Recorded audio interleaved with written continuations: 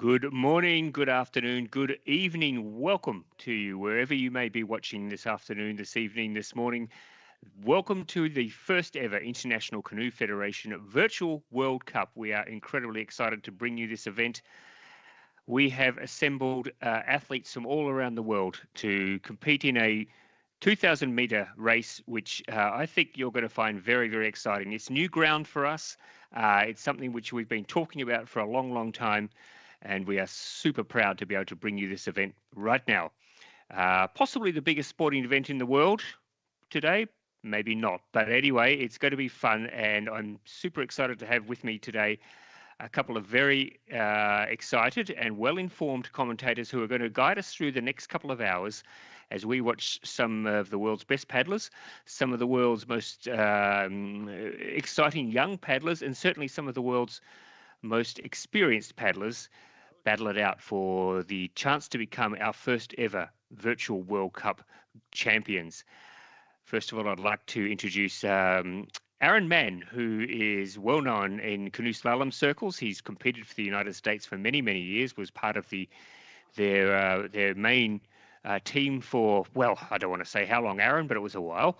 Also, you've done a lot of wild water paddling, and you've been involved on the communication side of sport with United States canoeing. Welcome to the commentary this afternoon. Thanks, Ross. Happy to be here. Excited to be a part of this first ever effort. Yeah, well, you can go down. You can never have this taken away from you, Aaron, that you are part of our first ever virtual World Cup. And also with us this afternoon, joining all the way from Ireland, is Jenny Egan, of course, accomplished canoe marathon paddler, a medalist, of course. She's competed in canoe sprint as well, and has been my co-commentator on a couple of occasions at events this year. Jenny, thank you for joining us. Thanks, Ross. Delighted to be here with yourself and Aaron, and looking forward to a great afternoon. I think it's going to be absolutely exciting. We've got 26 countries represented over the next couple of hours, representing 5 continents, which is for us, we're pretty proud of that turnout, because this has been an event which, as I mentioned, is our very first World Cup. So we're feeling our way a little bit, and it's a new ground for a lot of the athletes as well. A lot of these athletes do a lot of training on indoor machines, but now they have the chance to prove themselves against other athletes around the world. The wonderful technology that we have has enabled us to bring them together, no matter where they might be, whether it's in their living room, their garage, their basement, whether they're sitting at home, whether they're sitting at the gym.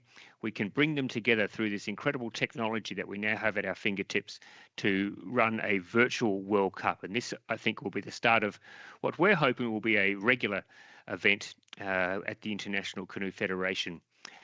You're going to see some athletes over the next couple of hours that you will know pretty well if you follow canoeing. We have some world champions. We have some Olympic champions. We have some junior world champions. We have masters world champions. But we also, Aaron and Jenny, we also have a lot of athletes who probably not a lot of people would know. And I think that for us is probably one of the most exciting things, that we've been able to bring athletes to us that, they're amateurs. They probably do it for fun, and they're going to get a chance to have a go this afternoon, this evening, this morning, against Olympic champions and world champions. And for us, that was what this was all about. And we'll talk about in just a moment about some of the top level athletes that we've got here. The categories we've got for you this afternoon: we have the Open, we have Paracanoe, which is fantastic. We have some Paracanoe athletes who will be competing this afternoon. We have Masters, and we have Juniors. So it's a really good spread and a really great turnout for what is our very first World Cup. But enough from me for just now. Best we have a look, sit back and have a look, and just get a bit of an insight into what this event is all about. So KinoMap is the platform we are going to be using for the first ever World Cup of indoor paddling, in association with the ICF. In order to get connected and calibrated, you will need to calibrate both the onboard console that's on our ergometers and the Genesis Bluetooth port. For virtual racing, it is better to set with a very high distance so as not to get cut off when training. The real competition distances will be displayed within the KinoMap application in any event. From your Kayak Pro ergometer, connect your Genesis port to the multi-port splitter cable. Now you have connectivity of both the Genesis port and the onboard console. Then select your weight in kilograms. If the spin down is successful, the Gym Tracker app will show you spin down complete, so you know you've succeeded. This then completes the calibration of your Genesis port. Then go to the menu bar's bottom right to add your equipment. Select Equipment Management, top left, and then select the plus button to the top right-hand side of your tablet to add new equipment. You'll see 5 icons. Choose the rowing icon. Then you'll see a list of manufacturers, of course. Click Kayak Pro, and then select the type of Kayak Pro ergometer you're using. If you go to the Equipment tab, and then press the gear wheels, scroll down to add new sensor. Now, you're all set up with connectivity to KinoMap application and your heart rate transmitter. You can now choose your preferred paddling course. Click the Train Now button. But for competitions, you're going to click the Challenge mode. So click Challenge mode. Then when you're ready to start, simply press Start, then click New Session. Then you're ready to paddle.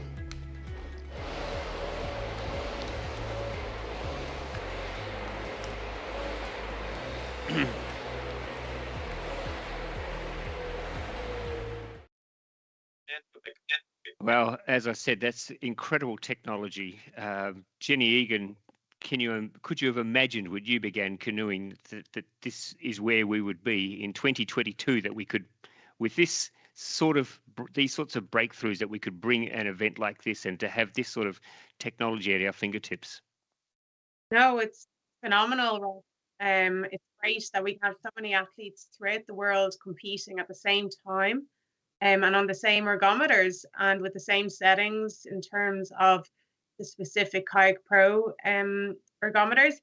And no, when I started paddling, we would not have had this technology. Now, I won't give my age away too much, but it's a while ago, and I was first sat in a boat when I was 3 years old. Yeah, so we would not have had these then. We would have had some ergometers, but not with the same statistics that you can get on them now.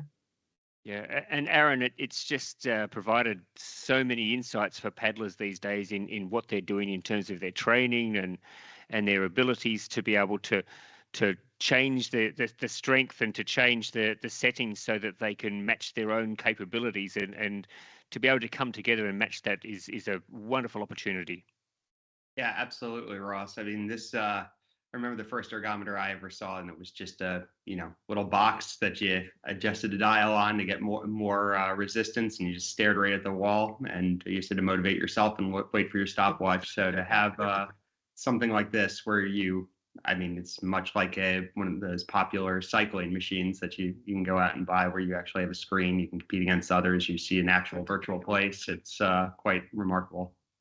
Yeah, it really is. So one of the main driving forces behind our very first ICF Virtual World Cup has been our newly elected president, Tomas Konietzko. He's been in the job for about a year. Let's have a listen to Tomas Konietzko. This is a decisive step towards a new strategy for the International Canoe Federation. We are extending our season, want to make our sport more visible and tangible for our friends, and of course for new friends throughout the whole year. This allows us to better present and promote our sport worldwide. But this also opens a completely new opportunity to network our athletes worldwide. And above all, athletes from developing countries can compete on an equal footing with current Olympic champions. And additional, it's a new tool to identify promising talents, especially in developing countries. And we can better connect all our athletes around the world. I think virtual sport is not a hype. It's an additional tool to inspire athletes to take up our sport. Virtual events are not an end in themselves, but a new important means to promote our sport and to create new and exciting events throughout the whole year. Virtual events fit in with our ICF strategy, approved on our Congress in Thailand, to focus more on the development of our sport in Africa, Asia, and America. Many of countries of these continents do not yet have sufficient infrastructure to train in the best possible way on the water, but can simply network with the best in the world with on an ergo. We can on this way identify better talents and can introduce afterwards tailor-made measures for these talents. Virtual sport is simply an additional tool to continue our successful way from the Tokyo Games to become a really global sport. In Tokyo, medals went to athletes from 4 continents. I'm very happy about the great interest in this virtual event already now. Many Olympic medalists from Tokyo and medalists from the last World Championships in Canada are taking part. And the feedback from athletes and fans is already very positive, and I expect an inspiring event. I hope this event will be the best advertisement for canoeing and the beginning of a further successful development.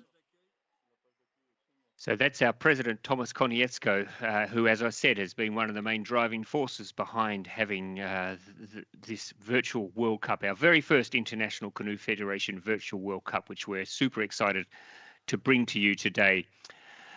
So as I mentioned, we have several categories. And by the way, Tomas Konietzko mentioned there that we have athletes from previous Olympic Games, not just canoe athletes, by the way. We also have athletes from different events, including modern pentathlon, and we'll meet that athlete in just a moment. But Aaron and Jenny, we have categories today. We have masters athletes, we have junior athletes, and we have open athletes. And we also have Paracanoe athletes. We'll talk about the Masters in just a moment. But let's have a look now at what's coming up in just a little while.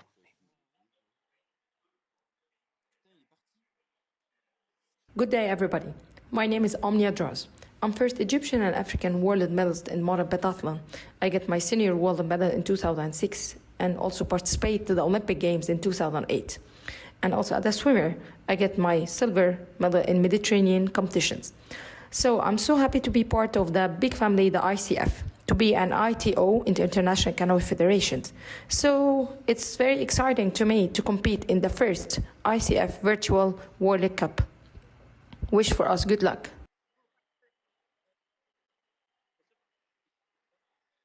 My name is Salwa. Good day, everybody. My name is Omnia Droz. I'm first Egyptian and African world medalist in modern pentathlon. So yes, that was Omnia Diaz, who I mentioned, Jenny and Aaron. She competed in the modern pentathlon in Beijing. Isn't it fantastic to have her competing in this event today? Yeah, it's fantastic to have her with us, and it'll be interesting to see her technique in comparison to the people who've been in our sport for longer. With fair play to her for taking up a new sport, it's not easy. And you know what's great about the ergometer is you don't have the balance issues that you would have in the boat on the water. So it's a little bit easier as such in terms of that.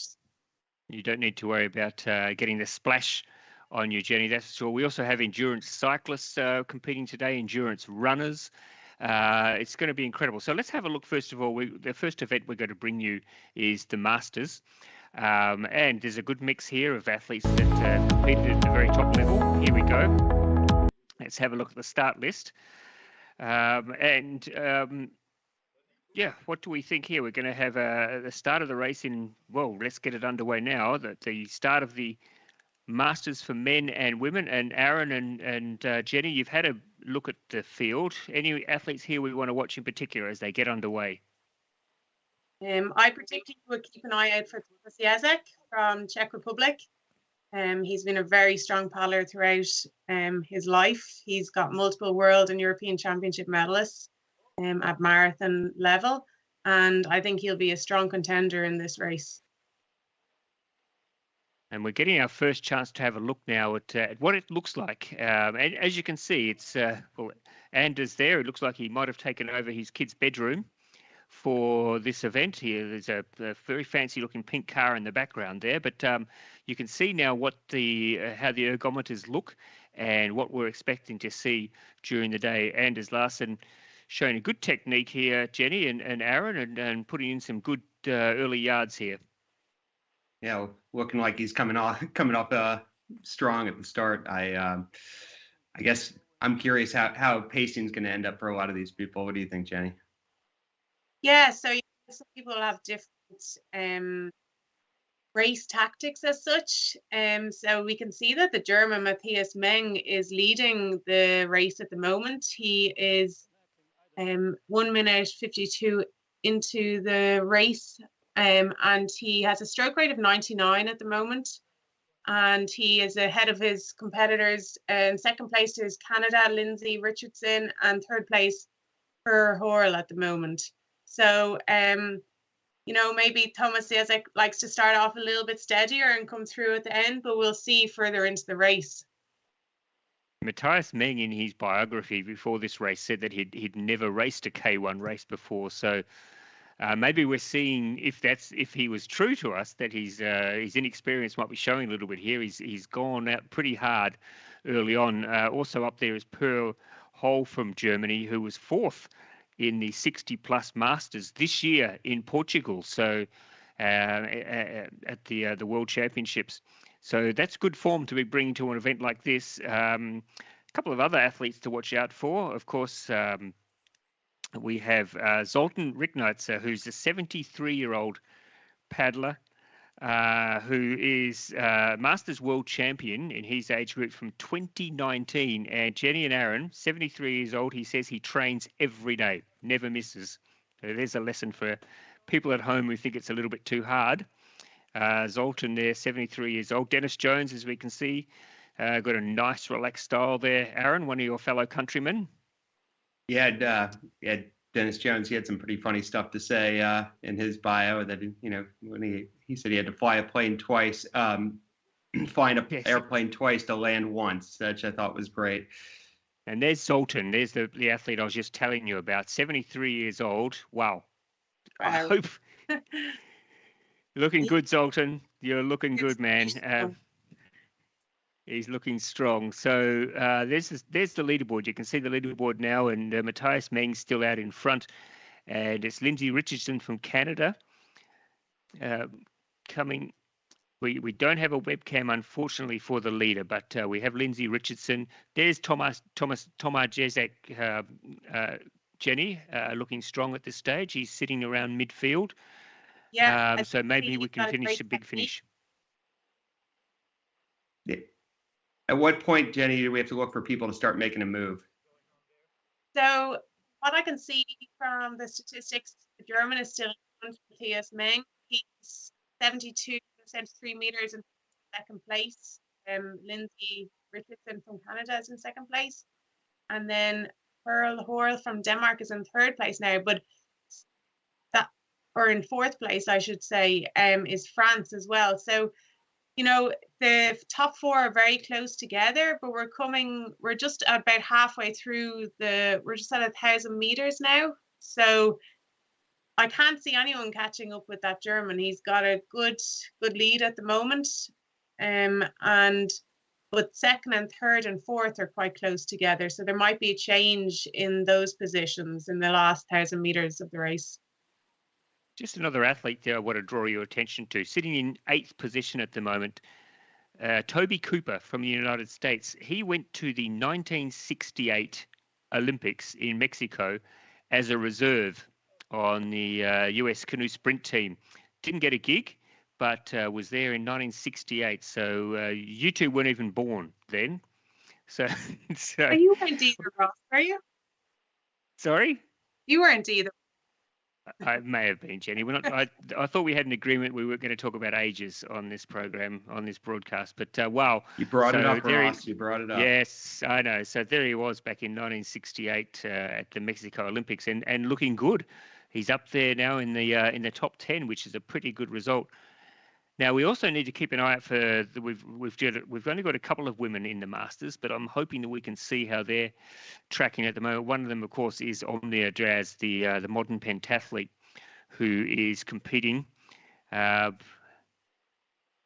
there is Paul-Emile Bernadette, who took part in our preview on a couple of nights ago, and I think we were all impressed with his style, and he's sitting fourth at the moment, and I like his technique, Jen.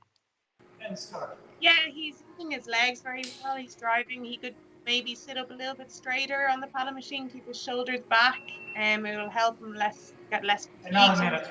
And then we start. Rotate around with his shoulders a little bit more. But you know, he's in fourth place now, and he's not far off that bronze medal. So he might put.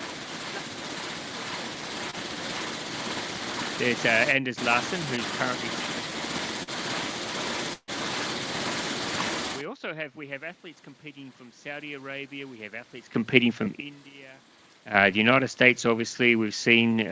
So it's a really good spread of athletes from all around the world taking part in this, which makes it a truly global World Cup.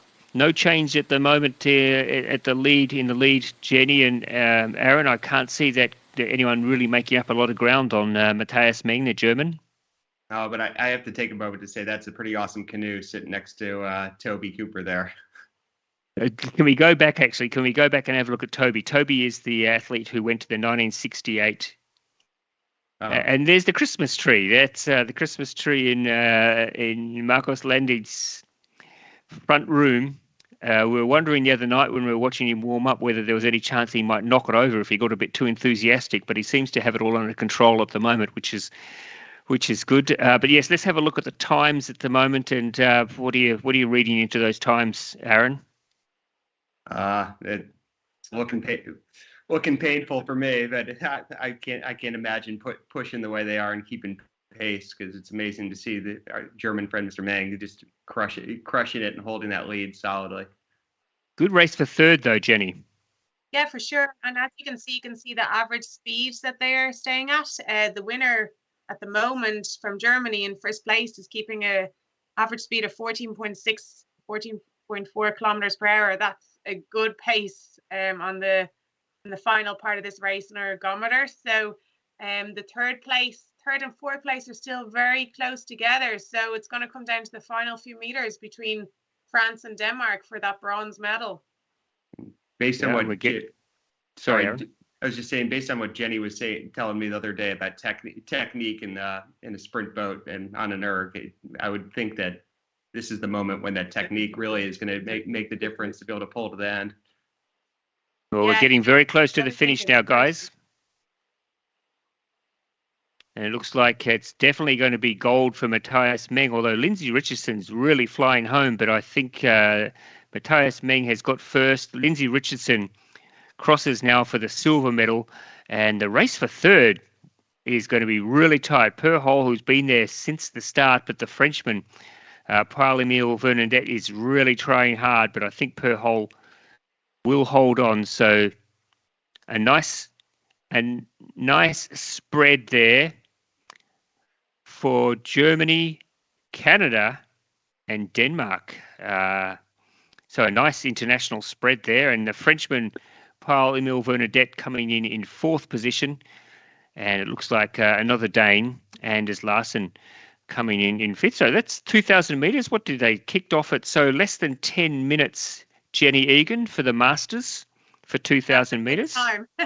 Average pace of 14.5 kilometers per hour. So they're really setting the scene here today for the rest of the categories, and that's a strong win by Germany. And there's Zoltan Rickner. So yeah, you've done a lot of 1,000-meter racing, Jenny, 5,000-meter racing. How does that time sort of stack up alongside the elite athletes? Yeah, so it's a great time. For men, the elite men, a 2K time that they would do, if they were doing it in a straight line, they could do possibly 7 minutes 30 in a straight line. Some people do 2Ks with a turn. And yeah, so they can be anywhere between, I think, kind of 7:20 to 7:30 minutes at senior men level. So it's a very good time by the Masters men here today. senior women can do times of around maybe 8:30, kind of 8:20 to 8:30 minutes in a straight line over 2K. So it'll be interesting to compare the athletes from the other categories later on. And super result in terms of, I mean, this is a virtual World Cup, Aaron. Pretty exciting. And look at Toby Cooper. You mentioned the canoe he had alongside him there, and he's putting in the deep breaths there, but that is a mighty fine effort from Toby Cooper. You can see the effort that he put in there. Look, 2Ks is a long distance to be sitting in an ergo, but wow, some of those guys there who are well and truly over their 50s, into their 60s, and into their 70s. I think they've laid down the gauntlet for the rest of the athletes for the rest of the afternoon. There's Marcus Ladins now still out on the course, if I can say that. I think we've had a great advertisement for our first race. It's gone smoothly, and I like the fact that we've had a nice spread in our international in our medalists. We're from countries all around the world, Aaron. Absolutely. Not just that. We've got a great view of where you can do this, whether it's in your living room, in your kids' room, in your garage, or in a gym with a nice backdrop for your from your national federation. You can do it anywhere. And Toby, now he's cooled down. He's had enough. He might go and have a sleep now, maybe. No, he's going to go get some wine off that rack. That's what I would do. It's a good point you make, though, Aaron, that we're seeing one of the great things about this virtual World Cup is we're seeing just how versatile these ergometers are. You can basically put them anywhere where you've got a bit of room. I think Dennis looks like he might be in his basement or in his workshop there, just enough room to be able to move out. Jenny, where do you usually use your ergo? Yeah, so we have ergometers in our canoe club, Salmon Leap Canoe Club in Leaks Club, County Kildare here in Ireland. So when it's very cold on the water on the River Liffey here in Ireland, we would go on the ergometers. But during COVID, I actually did a lot of ergometer at home in my house because we weren't allowed to travel or the canoe club wasn't open. So that's what's so great. They're so versatile and they can go anywhere with you. And just tell us how important it is, the ergo now, how much it is part of an elite athlete's life in terms of their training program, their training routine. Yeah, I think it's very important, especially in the winter months in the countries that get very cold temperatures, because you're able to keep training on a specific ergometer specific to the type of workout you would do on the water. Obviously, there's a little bit different in terms of you don't have the balance element involved in an ergometer like you do in a kayak on the water. But what's great is you can use it in the same way as you would technically, and then you can look at your heart rate, you can look at your stroke rate, you can look at your speed, you can look at the distance covered. So it's a perfect tool for athletes, especially in the cold countries during the winter time. And Aaron, you're a slalom paddler. Generally, slalom paddlers wouldn't have cause to use the ergos as much, but we're seeing today Jiri Prskavec, gold medalist from Tokyo, who will be competing here later on. So is there a potential for slalom paddlers to use ergos to work on their fitness? I think absolutely from a fitness perspective, there's something to gain from it. Like Jenny was saying, where you get all this immediate feedback on information of your stroke rate, your power transfer.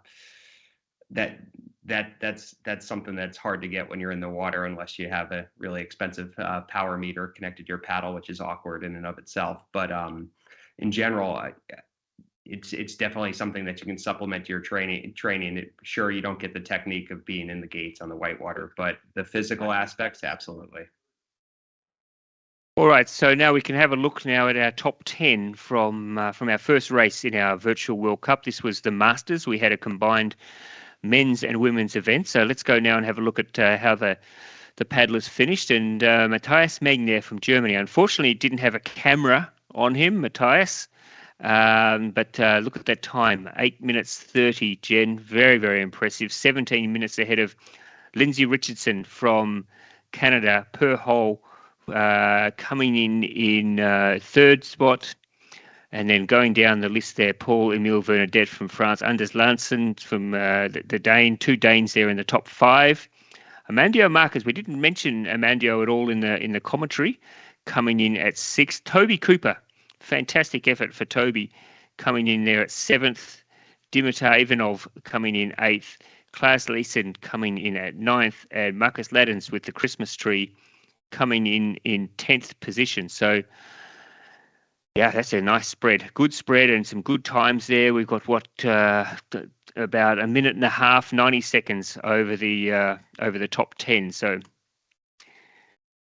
that's pretty good. That's a good even spread, and some good times. And I think that they'll all go away. Now they might be a bit sore tonight or this afternoon when they get a chance to warm down and to concentrate on whatever comes next. Maybe getting ready for Christmas might be a good idea.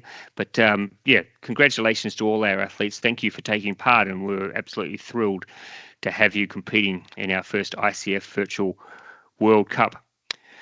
Got lots more exciting races. I think our next race will be the junior men, and Aaron and Jenny, this is very exciting. There's some fantastic young paddlers here who I think are going to really go out and put the clappers on in this racing, I think, this afternoon.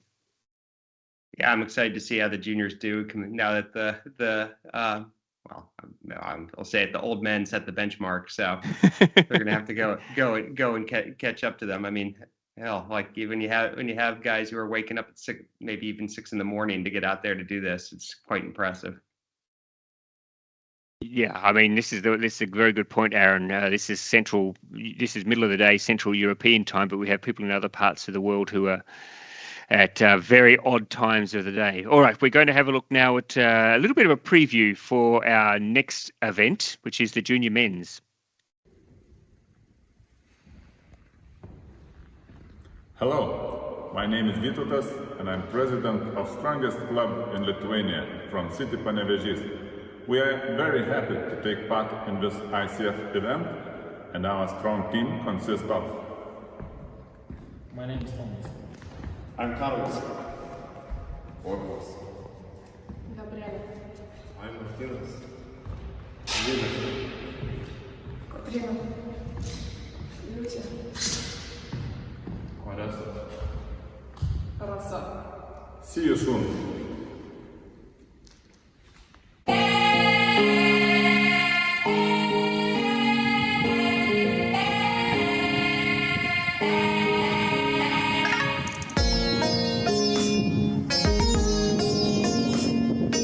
My name is Dimitris Michos. I am from Greece. I want to participate at Virtual World Cup because it's a new challenge for me.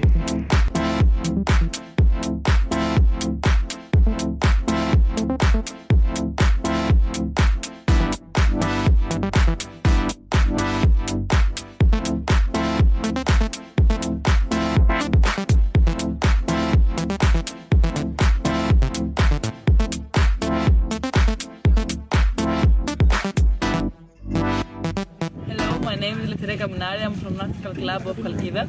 I want to participate in the Virtual World Champions Cup because it's the first 200 meters race that's organized by ICF, and also it's a great challenge it's a great opportunity to challenge my ability.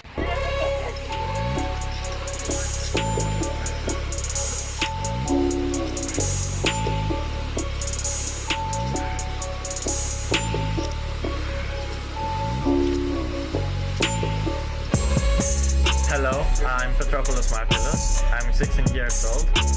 I would like to compete in the Virtual World Cup because I want to compete with athletes from all over the world.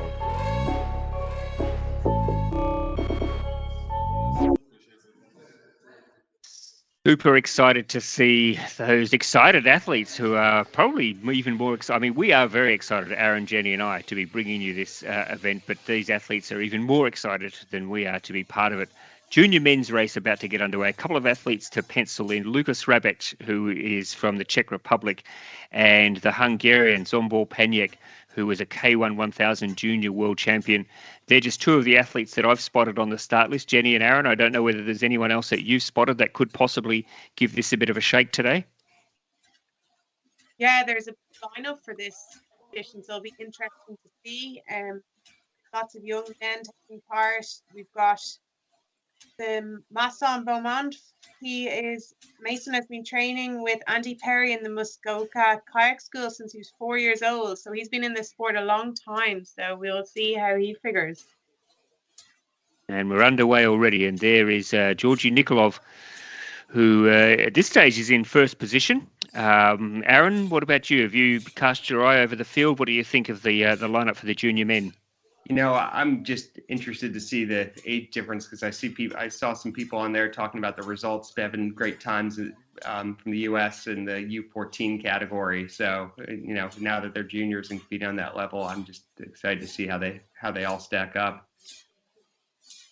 Yeah, it's a very good point. We say juniors, but there is there's quite a big age difference between some of them, so we need to keep that in mind as this race progresses. But at this stage, we have George Nikolov out in front, Francisco Marquez, and there is Linaz Ladins, who I think he's in exactly the same lounge room as I assume it must have been his dad, Jenny, and the Christmas tree's still there in the corner. Yeah, and that's what's great about this. People are able to share the machines for this competition, and when they're in different categories. So brilliant to see father and son, I presume, competing in this virtual World Cup today. And there's Zombo Panic, who I mentioned in the introduction, from Hungary, who is currently sitting in 19th position, but he did win the K1 1000 Junior World Championships. His parents were both Olympic biathletes, in fact, so from a very elite sporting background. It'll be interesting to see as this race progresses. I'm expecting he will make his way through the field, and we'll see how he finishes. Blas Melik there with a bit of support in the gym. And looking nice and strong, sitting in fourth position at the moment. And who else is in there? This Francisco Marquez is sitting second. Guo Cheng is sitting in seventh position at the moment. Jenny, what do you make? Are you spotting anything in any of the techniques that have got you excited? Yeah, as you can see, there's some very different techniques. Here we have Ewan Bates from Great Britain competing here today, and as you can see, his technique is a little different to the previous athlete we saw. So he might not be as powerful on the stroke. His stroke rate is higher than the athlete that we just saw previous to this. So people, you know, depending on your strength, depends on how you use the paddle as well. But this guy from China, he's a lovely technique, very, very powerful. He's good rotation. Good leg drive. As you can see, he looks quite efficient with his stroke. Then we've got a young man, Ethan Tingay from Great Britain also. I presume he's a relation of Steve Tingay. And he looks to be, as you can see, his technique wouldn't be as efficient as previous athletes. So people use the machines in different ways, but the more efficient you are on the ergometer is also like kayaking. More efficient you are on the water, you know, the faster you're going to go. Yeah, I think based on what you're talking about technique there, Jenny, I think you're really seeing also, just if we compare them to some of the masters who've been doing it forever, that's a muscle memory thing you build in. A lot of the younger juniors are just learning the basics to this technique to just be able to progress in the sport. So they all have time to work on it. The athlete there the athlete there from Slovenia who is sneaking up through the field, I think where is he at the moment? He's sitting there in fifth position, Taras Kups. There's three of them from Slovenia who combined together to win the junior team European Wildwater gold medal earlier this year. So I'll be interested to see. There might be a bit of rivalry going on between that trio for who could finish the highest up the leaderboard. There he is there, Charles Kups from Slovenia, looking pretty powerful and pretty strong. He's starting to put in some pretty long strokes there. He's snuck up now to fourth, so he is working his way up the leaderboard. Isn't this quite exciting, watching as the athletes change on the leaderboard through their positions, and you can see some of them now making great strides up the leaderboard, jumping from 8th or 9th and slipping up through the order now. And I'm assuming some of them can see on the screen in front of them where they're sitting and the sort of work they need to put in to continue to challenge for a medal. It seems like it's about that time where they're either adjusting their plan to start pushing earlier, or they are just on plan, and now it's the time to start stepping it up. Yeah, as you can see, the Bulgarian has a clear lead. He's approximately 200 meters ahead of second place. And then really going out. Third and fourth place are very close together at the moment. It looks like fourth might be just overtaking third place at the moment for that bronze medal. So final 800 meters of this race is going to be very close. And just jumping back to something you were saying about the Slovenians earlier there, Ross, it's interesting to see they are also, all three of those guys are all multi-discipline athletes. So they do wild water, slalom, canoe sprint. One of them, I think, even had freestyle on there. So, well, there's Kupsch now. He's now moved up to third, so he's the fastest mover on the leaderboard, and he's looking really, really strong. But I don't know, Jen, that they're going to be able to catch the Bulgarian who's off the screen almost. And there he is. You can see him down there on the bottom right-hand corner of your screen. And he's looking like he's a very powerful young man. And unless he falls off his ergometer, I can't see him losing from here. Yeah, no, he's got, well, we could say if he's on the water, clear water at this stage, but he definitely is a clear winner from what I can tell, unless something drastically happens. But I think the race really is between silver and bronze medal at the moment. The Slovenian is really getting up through the field now, and he looks like he's going to overtake second place, the Portuguese. Yeah, he's really come on strong. I think when we started to notice him, he was sitting in about 6th position, and now he's moved up to 3rd. And I think he's probably now, well, that's a great shot, isn't it? Now you can see the technique of 9 of the athletes who are taking part in this. Looks like somebody down on the bottom might have had enough and packed it in, but the rest of the field you can see. And it's the top right-hand corner. You can see the Bulgarian there. He is our leader, and I think he must be pretty close to the finish now. He is going to be a very, very impressive winner. I'm hoping that once he crosses the finish line and gets his breath back, that we might be able to have a quick chat to him. But Jenny, what do you make of his technique now? That is a winning technique. Yeah, he's very efficient. He's very powerful. As you can see, his arms are at good shoulder height at the front of the catch, and he's catching with nice straight arms.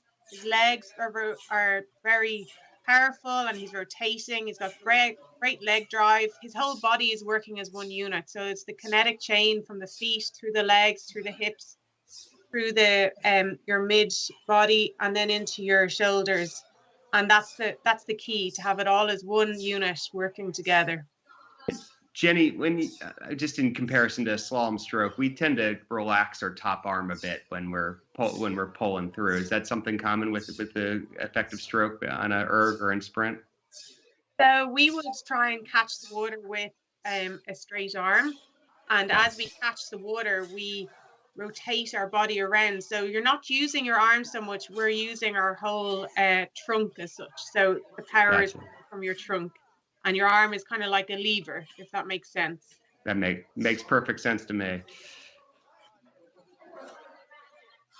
So this is your top 2 as they head towards the finish line. I think that George Nikolov only has a matter of meters to go now before he is crowned our first ever ICF Virtual World Cup Junior champion. And that has been an impressive, there he goes, congratulations. That is a really, really impressive race from this young man, George Nikolov from Bulgaria. Maybe he's modelled himself on their former Olympic athlete, Martin Marinov, of course, who is something of a god in Bulgaria, or that's what he tells us anyway. But congratulations to George Nikolov. And coming in second, it's been a very well-timed race for Taz Kupsch, who was sitting at the back of the field. He's worked his way through.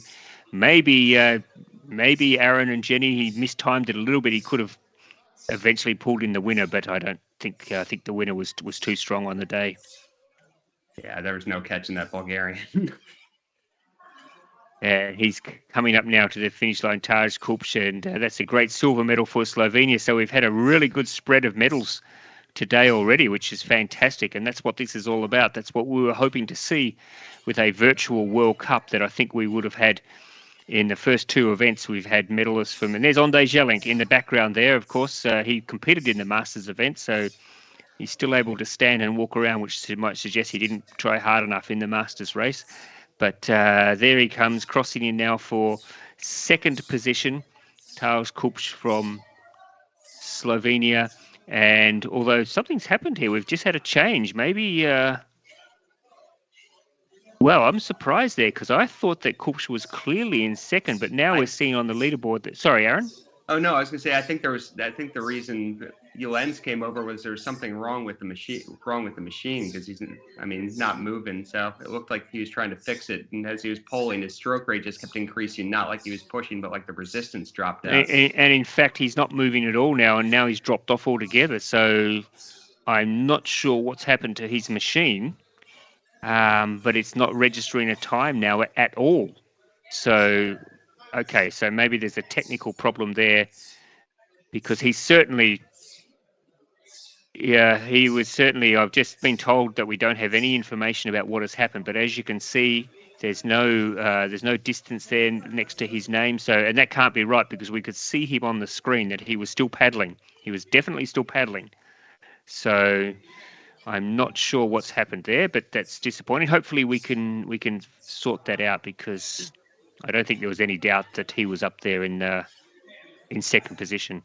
Otherwise, I guess we'll have to call it our first virtual swim of the day. Yes, maybe that's what it was. So unofficially then at this stage, we have, it looks like Bulgaria, Portugal and Latvia coming in, taking the top 3 medals. So what's that? 6 medals have been decided and we've got 6 different countries, Aaron, man. So that's a pretty good start for a virtual World Cup. Yeah, it's an impressive array of athletes, an impressive array of results. So it's great to see some diversity up there on the leaderboard. No Americans and no Irish yet, so we'll have to try and sort that out a little bit later on. Jenny? Yeah, for sure. We'll have to enter next time it's on there. But Ross, juniors. It's if it's early in the morning in America, kids aren't morning people. Well, I was going to mention, though, I'm glad you mentioned that, Aaron, because there were some good Americans, a lot of Americans entered, including a lot from Oklahoma, which is fantastic, which is really at the heart of the canoe slalom especially, but also canoe sprint community in the United States. Yeah, they have a remarkable facility there, especially the boathouse. I mean, I haven't been to very many other ones internationally, but if from what I hear and from what I've seen there, it's really an amazing facility. Between the gym, the ergs, they have the current pool that you can actually sit in the boat and paddle in one place. It's pretty remarkable, both for kayaking and rowing. So we're just waiting still for confirmation of the final results for the junior men's. There was no doubt at all about our Bulgarian winner. We are hoping that we can have a quick chat to him if we can track him down, if he hasn't gone off to have a cold shower already. But he was a really, really impressive winner. We've got the junior women coming up next, of course, and some really strong athletes in here. Of course, Jenny, as you know better than most, always with the women, it's the Hungarians that you need to watch, and there are some strong Hungarian representatives here today. Yes, for sure. The Hungarians will be the ones to watch in the junior women's race, especially Hiss from Hungary. She won 2 gold medals in 2022, both at the Junior European Championships and the World Championships, so she'll be one of the strongest contenders. So let's just go back and have a little bit of a look at the race that was just run and won. We're hoping to show you some of the highlights from the event. We're just waiting now, but here we go. This was Zomba Panic, who I'm not sure where he ended up finishing, but didn't finish in the top 3. And there is our Slovenian who disappeared off the leaderboard towards the end. So we'll try and get an idea of what happened here. But what I want you to take notice of here is where some of these athletes have come from and who they're representing here today, because that's what this is all about. It's an international World Cup event, and Georgi Nikolov is a world champion, and he will forever carry that mantle around, and hopefully we'll see him transform that good form, Jenny and Aaron, onto the water next year at some of our ICF events, because we're getting to the stage next year, of course. It's Olympic qualifying year, 2023. So hopefully we'll see some of these younger athletes that we're seeing competing here in the Olympic qualifiers for next year, because it's a long year and it's a difficult year, but I think we're going to see some exciting racing throughout the year. So we're about to go to our junior women's event this next, and as I mentioned, we have some fantastic athletes here, a couple of very strong Hungarians, a couple of Americans as well, Aaron, who might figure in the top 10. Yeah, they're all quite young, so I'm interested to see how they do. I would think the ones coming from Oklahoma do have a lot of practice on the erg, considering how windy it is there. So it'll be an interesting race. We've got Barbara Savova from the Czech Republic as well, who's I think a K4 junior 500 meter paddler, Jenny. So some of these athletes have had experience racing at junior world championships and under 23 world championships. So that should serve them well in terms of any nerves that they might have. Angelina Zaghetti from Hungary, of course, a world junior K2 and K4 champion. Which is not bad form to be bringing into a virtual World Cup. Hannah Fathi from Egypt. Really, really excited to have such a strong Egyptian representation here. You know, Africa it's really starting to pick up its game, and we're seeing athletes coming from all over Africa. And the Egyptians are really strong, and they've got a really strong program down there. I don't know whether either of you, Aaron or Jenny, have been down there and seen what's happening there, or ever gone down there to paddle on the Nile, maybe, but it's exciting to see this developing. We'll come back to that in just a moment, but we're just talking about Oklahoma. Aaron, I don't want to make you feel a bit homesick because I know you're in the Netherlands at the moment, but here we go. Let's have a look at the group who are getting excited in Oklahoma. Bonjour à tous. Hello everyone. My name is Nico. I am coach of Canoe Kayak Club of Mulhouse here in France. So I'm going to make you a tour of our club. Before that, I will present you our training spot. This is the canal of Flora that we have 17 kilometers of training. Also, I would like to tell you that our club is training venue for Paris Olympic Games. This is our boat house. Not going to make me homesick with Oklahoma, Ross. Don't worry. Nope. You know, it's much like the Netherlands. Welcome to Mulhouse Canoe Kayak. It's much like the Netherlands. And here we have our gym that we have all our Kayak Pro machines.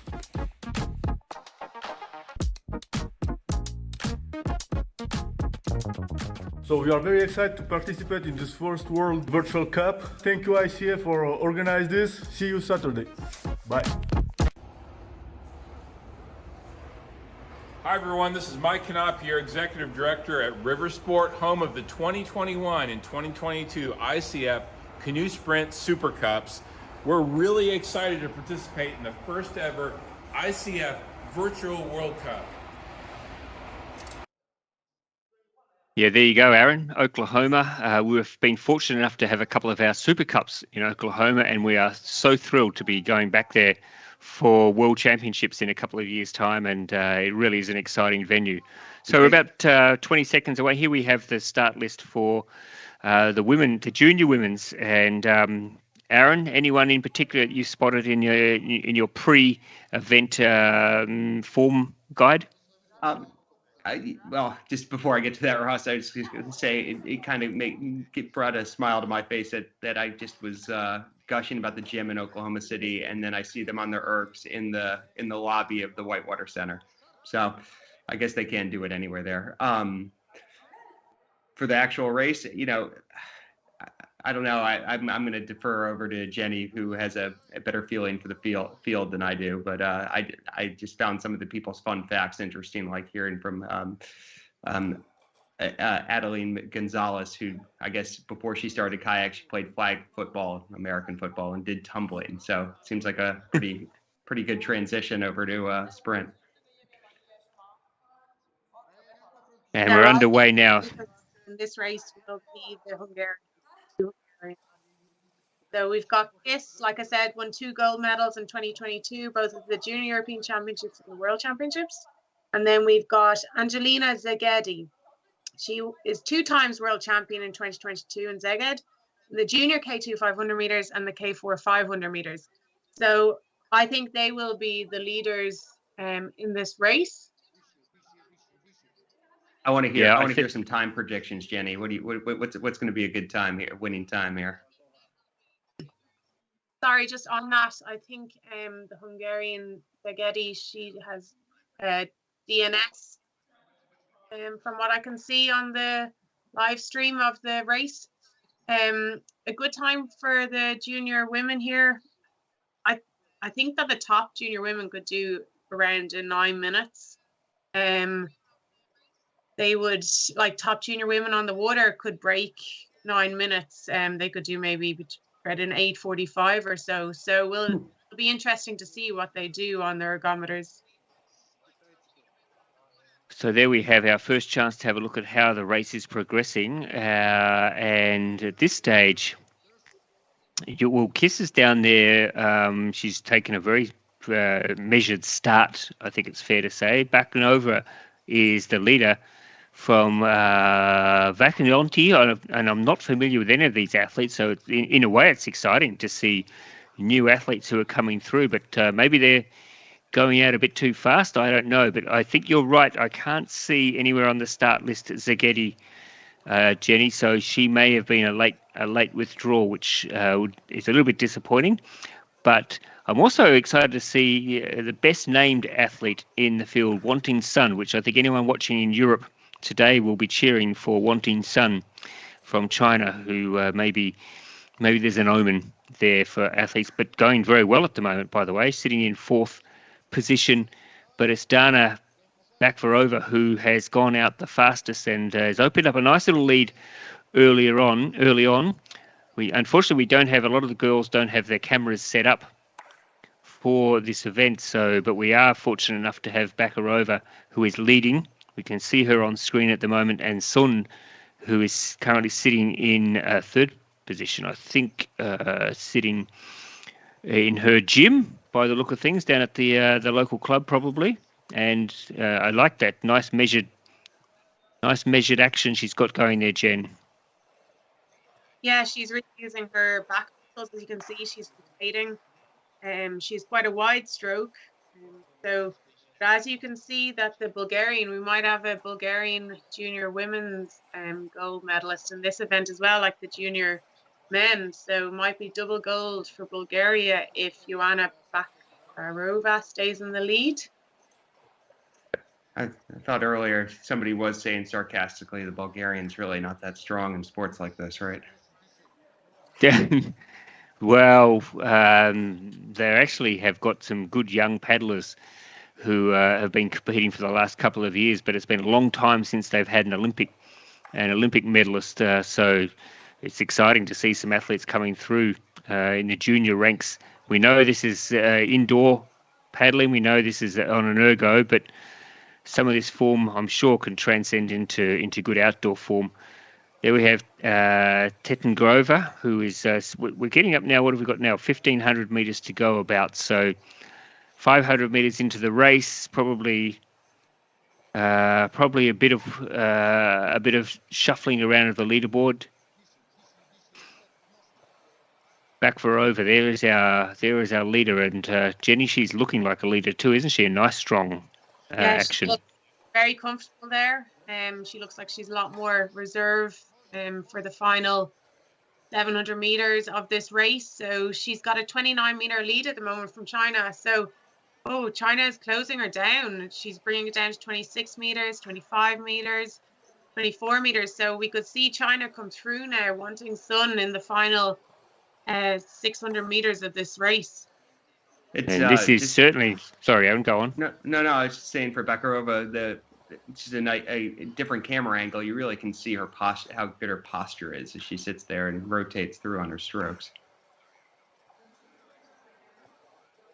Yeah, no, definitely. But this is definitely the closest race we've had today. Our first two races, the Masters and the junior men, was very, very convincing wins for our gold medalists. But this is going to be a really tight finish, guys. I think that Sun and Bakarova, we've got we're about to hit the halfway mark. So a long way to go in this race. Has Bakarova got it under control, or is Sun now starting to put the foot down and to really put the pressure on for the back half of the race? And we have Feliga, Emily Feliga, coming through the field now. She's jumped up to third position. No sign of Kiss. Kiss is slowly making her way through the field now, Jenny.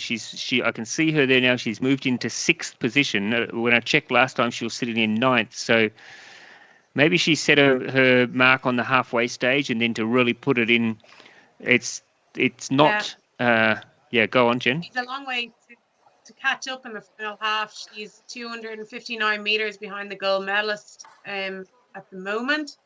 So she's leaving a lot to the final half of the race. It'll be difficult for her to catch right up to the gold medal. Maybe she could catch up into the podium positions.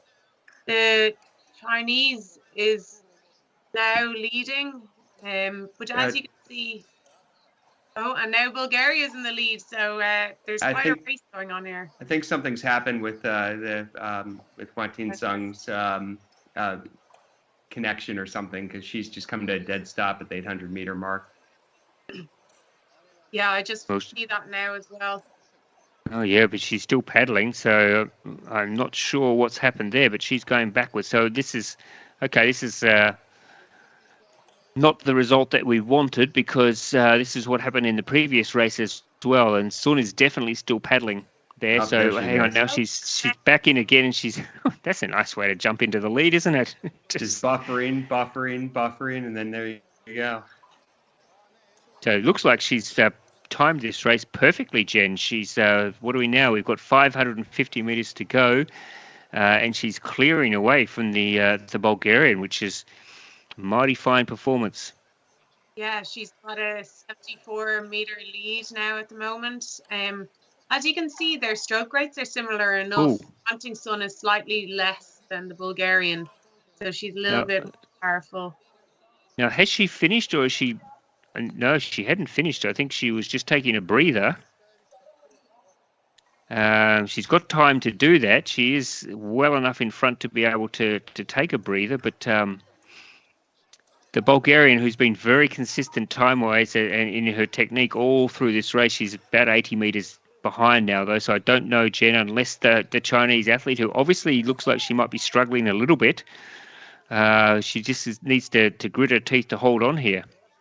Yeah, for sure. She's into the final 300 meters of the race now. So she really needs to just kind of hang in there. There's 93 meters between first and second. So I can't see it changing really now, Ross, to be honest. And I think third place is clear also. The French in third, unless Kiss makes a big burst for it in the final 500 meters of the race for them. They've approximately 500 meters left. So Kiss could come through, because she's approximately 80 meters behind third place at the moment. That's a big push. Yep. She's really putting in the hard yards now, though, but I think she's left her run a little bit late, unfortunately, for the Hungarian. But, gee, no doubt at all about the Chinese paddler, Huatin Sun, who just timed her run to perfection, was sitting in third position for the first 500, 600 meters of the race, and then just really started to make her move. And she's closing in now on the finish line. We've got about 200 meters to go for Huatin Sun, and she should be able to hold on now and take the gold medal. And another good result for Bulgaria with Joanna Bakarova. holding on to take the silver. I think you're right, Jenny. There's going to be a good race here for third. I think that with Kiss's ergometer keeps stopping those, but she's definitely still paddling. So maybe she'll do a jump ahead in a moment, because it's a nice battle between her and Amélie Flieger from France for that bronze medal. Yeah, it seems maybe there's little tension there. And now look, you can see Kiss has gotten into she's only 40 meters behind the bronze medal. So she's got 300 meters to go now of the race. I think she could get into that bronze medal if she really pushes for home.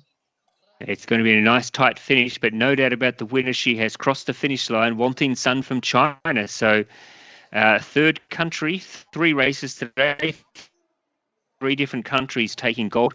And the Bulgarian Bakvarova is now crossing the finish line to take the silver.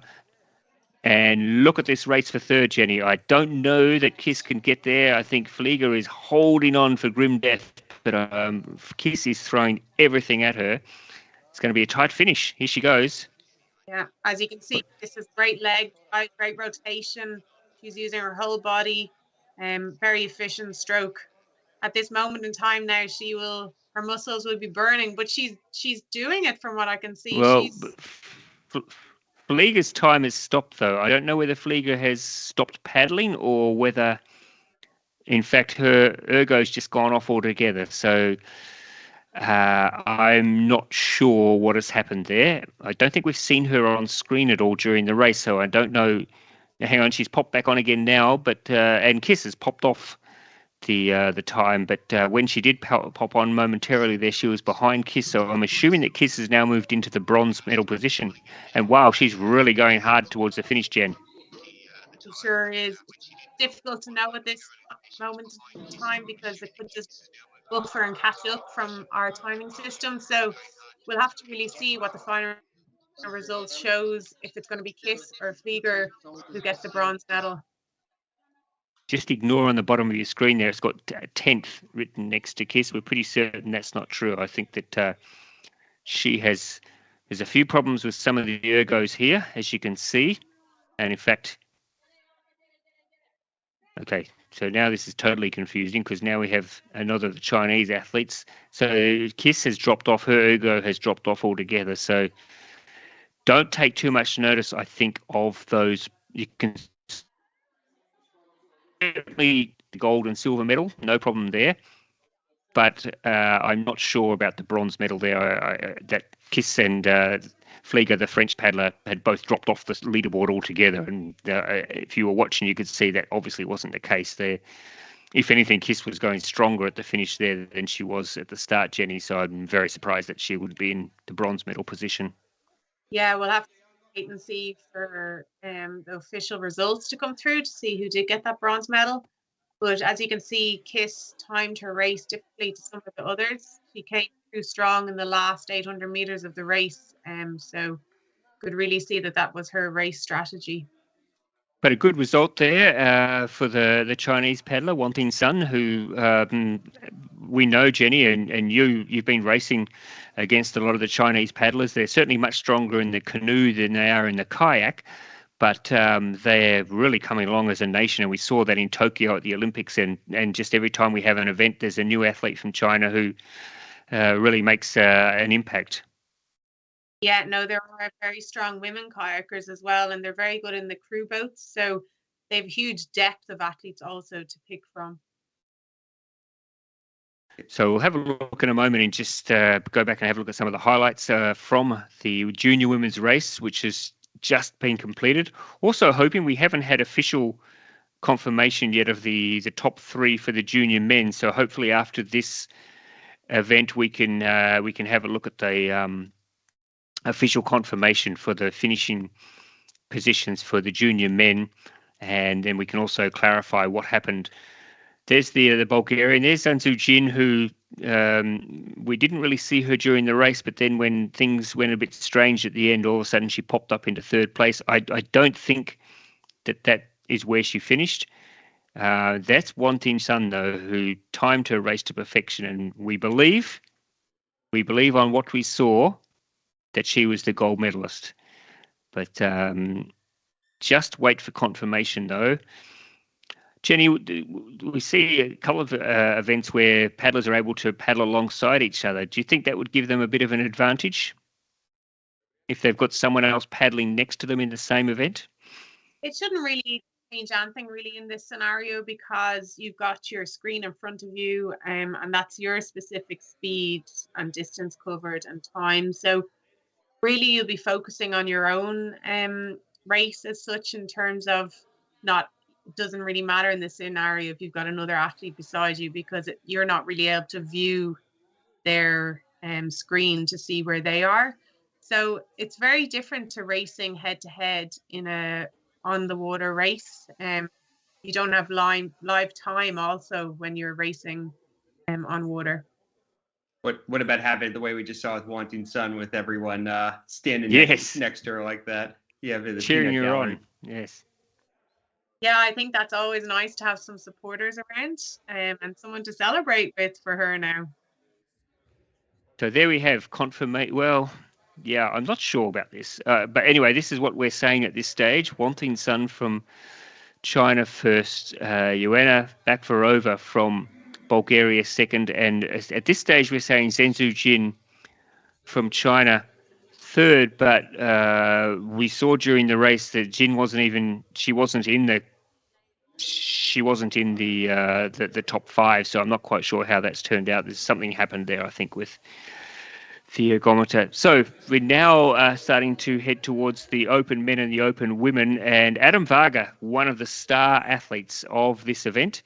Today, of course, he's a silver medalist from Tokyo, Jenny Egan, fantastic athlete, and we're super pumped to have him as part of the event today. Unfortunately, his teammate Sandor Totka, who was a gold medalist in Tokyo in the 200, had to pull out today. He's feeling a bit under the weather, but Adam Varga will be competing today, which should be fantastic for those who get the chance to race against him. Let's have a listen to what Adam Varga thinks about this event. My name is Adam Varga. I'm a Olympic silver medalist in Tokyo K1 1000 meters. And I will participate in the first ICF Virtual World Cup in man open category in 2000 meters. It's a very good feeling to have the invitation for such virtual games like this. It shows me that the ICF knows my name, maybe because of the Olympics and the past years World Champion and European Championships. And it's a great feeling to have been invited for races in the winter. The hardest part is the technical part. Like everybody has to connect to each other via internet or via different apps. And I hope there won't be any problem. I never ever used ergo because my coach said, and I have the same point of view with him, that ergo is a little different than kayak. And if you can do the right technique in ergo, maybe you can't do this on the real water in kayak. So I have never ever used ergometer for training. It's a very good idea, I think, to have races in the winter, because in kayak and canoe sport, the races are always in the summer, and there is a big gap between our last and between our first race of the season. So it's very interesting to do these races 9 in December. Well, if ever you're going to beat Adam Varga in a canoe race, then this may well be it, Aaron, because he's never been in an ergo before. So this will be all new for him. I'm sure he's done a little bit of training this week ahead of it, but what a great chance to knock off an Olympic silver medalist. Yeah, but as Jenny had said earlier about talking about technique, you have good technique in a sprint boat, I think you'll be fine in the erg. I'm more excited to see how Jiri Prskavec ends up pulling it out, who's a slalom paddler. Yeah, for sure.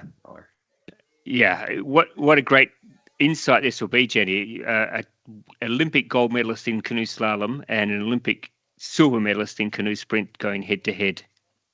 Yeah, look, I think I'd have to put my money on Adam Varga to win this if all goes to plan. He's a super athlete, and I know he says he doesn't really use ergometers very much, but you know, if you're a super athlete on the water and you're efficient technique, really that should transfer onto the ergometer. So I really think that he would be the one that we have to kind of, you know, bet on to win the gold today. But let's see, you know, anything can happen in the situation. I'm very excited to see how the slalom paddler goes also. It's great to have a flat water and a slalom paddler in the same event, and that's the beauty of these ergometer virtual events. I mean, we also have, sorry, Aaron. No, go ahead, Ross. I was going to say, we also have I haven't checked, Jenny, you can check and see if he made the start line, Ben Snadas, who is, of course, a European and world K2 and K4 500-meter champion, and was part of the Olympic K4 Hungarian team that finished fourth in the K2 1000 in Tokyo. So there's a bit of form there for Ben Snadas. Of course, there's the Frenchman Guillaume Keller, who was second in the K2 under 23 in 2021 and at the junior and under 23 world. So there's a bit of form there as well. But yeah, it's just exciting to have. We've got athletes from Saudi Arabia, from Ukraine, Maxim Redko, Jenny, who competed in the European and World Canoe Marathon Championship. So you may well have come across him in at the World Championships. Yeah, so as you said, there's many people in it. As you asked me about Ben Snadas, you can see he's really pulling up through the field. He's around 5th place at the moment, so he's looking very strong. It's difficult. Okay, there we go, Jenny. Sorry, Jenny, just to jump in, there's Jiri, the canoe slalom Olympic champion. Tell us what you read into his technique as a canoe slalom paddler sitting in an ergo. So as you can see, he's a lot more, maybe he doesn't have the same rotation as we would have. You can see his upper trunk isn't completely moving with his legs at the same time.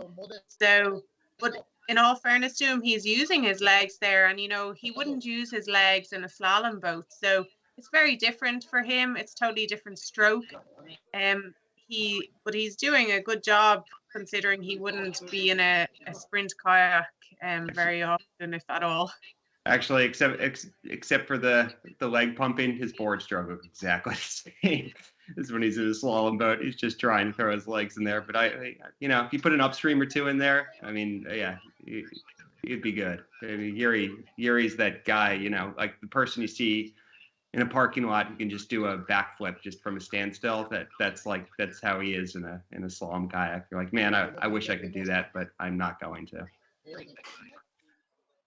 We just saw a moment ago Lenart Stavanic from Slovenia, 2021 Junior Whitewater Sprint European champion. So he's got some pretty good form as well coming into this. And there we have on the screen, look at that, some... what I like looking at with these pictures here, Jenny and Aaron, is the variety of backgrounds. Quite a few of these paddlers in gyms, obviously, and you can see some of them have got very strong support crew with them.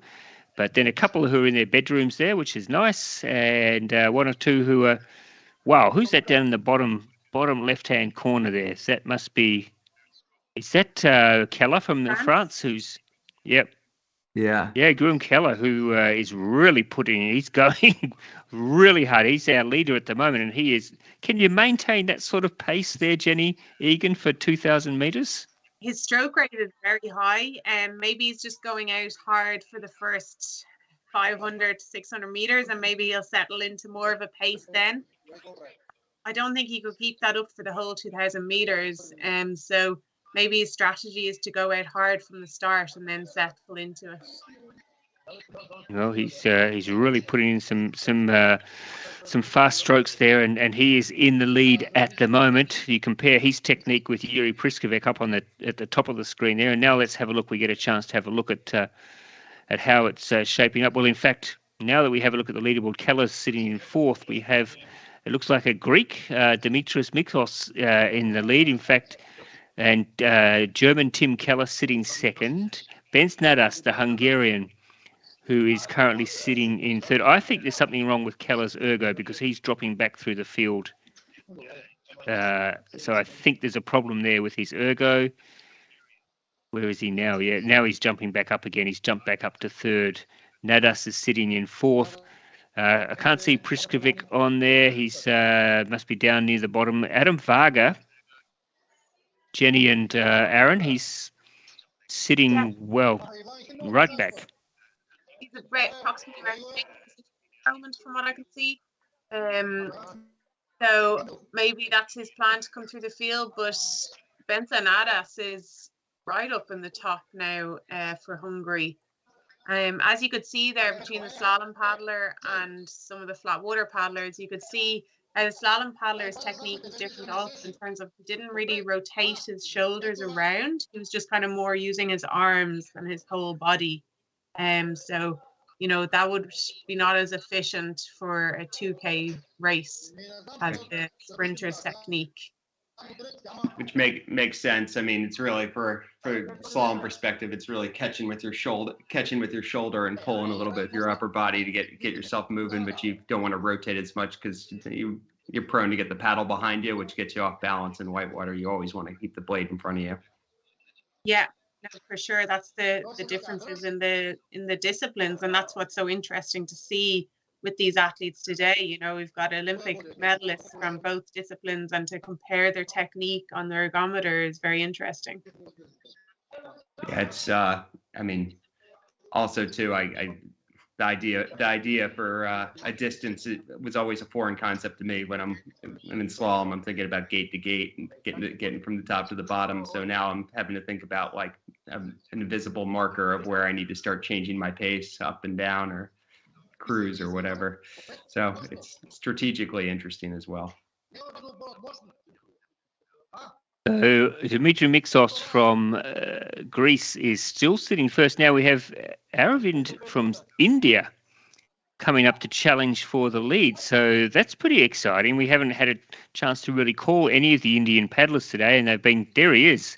I think there's Aravind from India, who's he's getting a lot of support there anyway, but unfortunately the pitch is... He's getting some advice there on how fast he should be going, but he is currently sitting in second position, which is a pretty good performance from the Indian. Ben Snadas is dropping down, his back dropped down, and Keller, once again, his ergo is slowing down. I think it's the Indian supporters who we can hear coming through now. Keep it clean, boys. Yeah. Go faster. There's Tim Keller, the German. So, yeah, we have the Indian Aravind in the lead at the moment. Now, I don't think any of us would have predicted that before this race started. No, I thought it was going to get late. With the way you're talking about the field, I thought it was going to get late early out here, but it doesn't seem to be. It seems to be a pretty exciting race. Well, Keller is maintaining his rate here, Jenny. He's really he has really put in some hard yards. His camera's unfortunately frozen as well. So if you had said to us at the start, before the race started, that it'll be an Indian in first position and a Greek sitting in second, then we couldn't have believed you. Now, Tim Keller has stopped. Has he finished, or is he...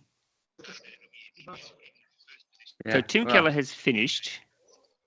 Yeah, so the top three are India, Greece, and Germany.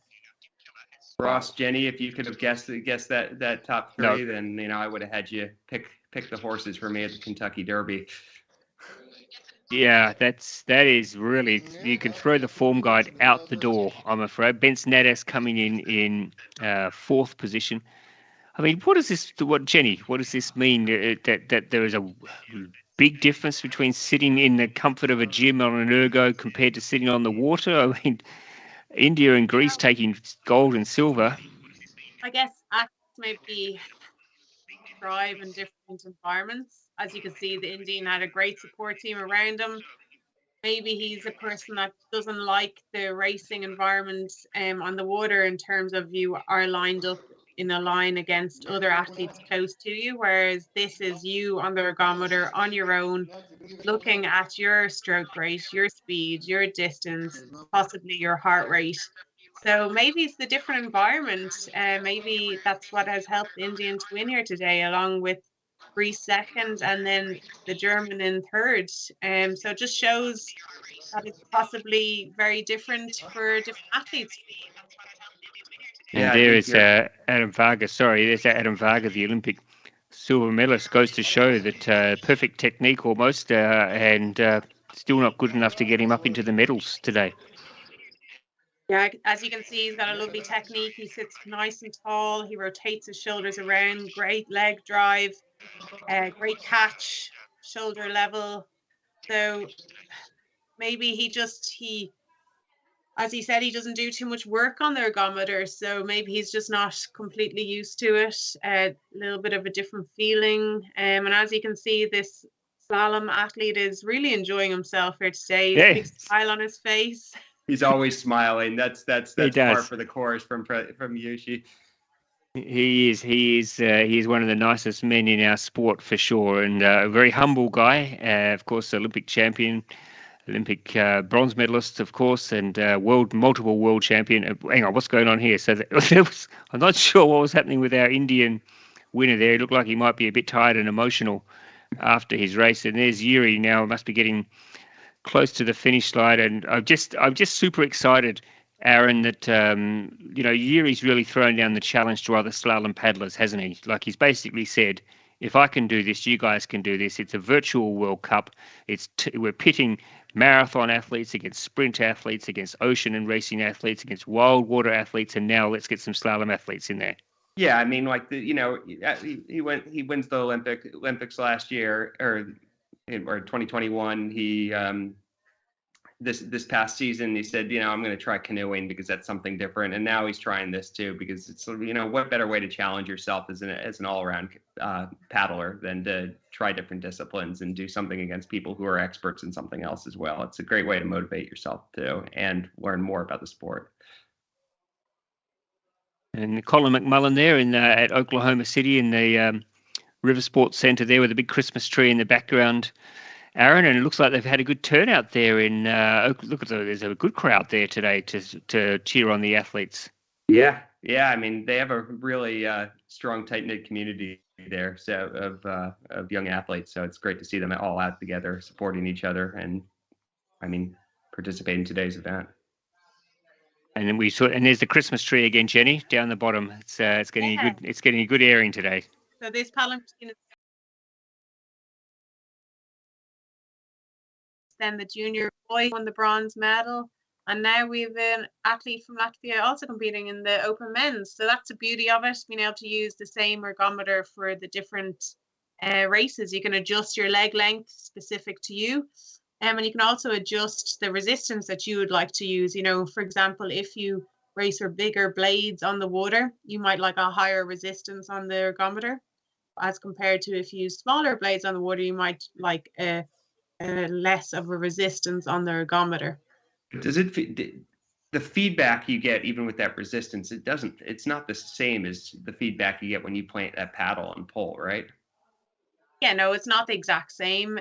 Obviously, like I say, you have balance aspects when you're in a kayak, so you're able to maybe kind of lean on the stroke a little bit more on the ergometer because you don't have the issue of balancing the boat, so your core stability isn't used as much to the same level. So that would be a very different aspect between the ergometer and the kayak on the water.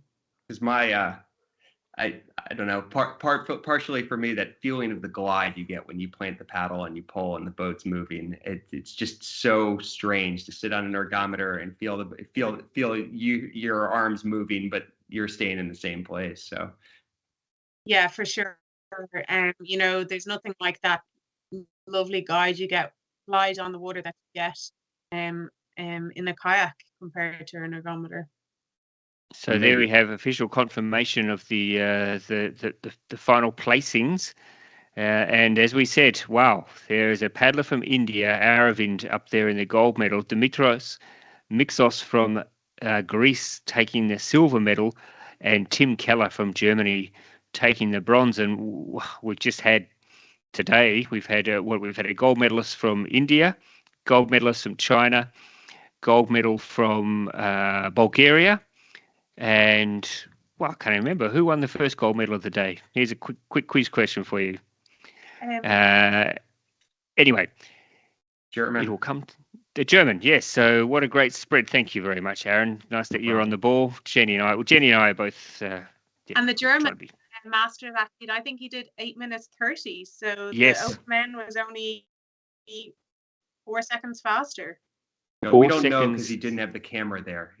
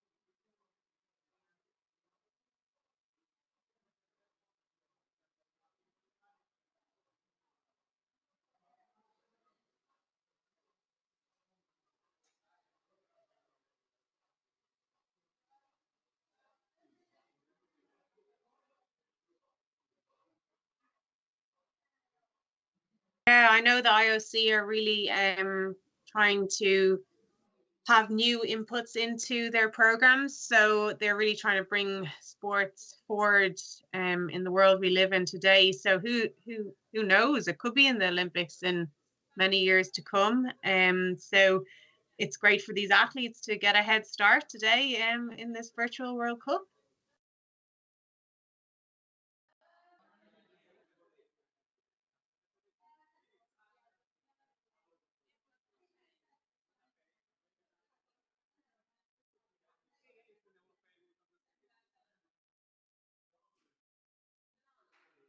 Yeah, and I'm sure off the back of the success already that we've seen today, that there'll be a lot of people watching who we're hoping will be inspired and want to go out and get their hands on an ergo, maybe talk their local club into buying 1 or 2 of them. As we've seen today, there's a lot of clubs here. They've got 2 or 3 ergos sitting there in their gym and they're full. They're being used for these events today. So maybe if there'll be other clubs watching who might think, okay, we'll purchase a couple of these, get some people training on them, and we'll be in the next ICF Virtual World Cup, which hopefully will be middle of next year. We're hoping, but we'll stay tuned for more details on that. But I should mention, you mentioned there, Jenny, about the work that's been done, and I hope I don't embarrass them by singling out Hoishan Kwan and Martin Marinov, who put in an enormous amount of work to get this up and running, and driven by our president, Thomas Konietzko. And when he says he wants an event done, then you get the event done. And I know he pushed the boys hard, but they've done a great job getting this together. And I can tell you, I'm not giving away too many secrets by saying there were some moments when we all wondered whether it would actually ever happen. But here we are. We've just got a couple of races to go, and I think already today we've seen some fantastic racing.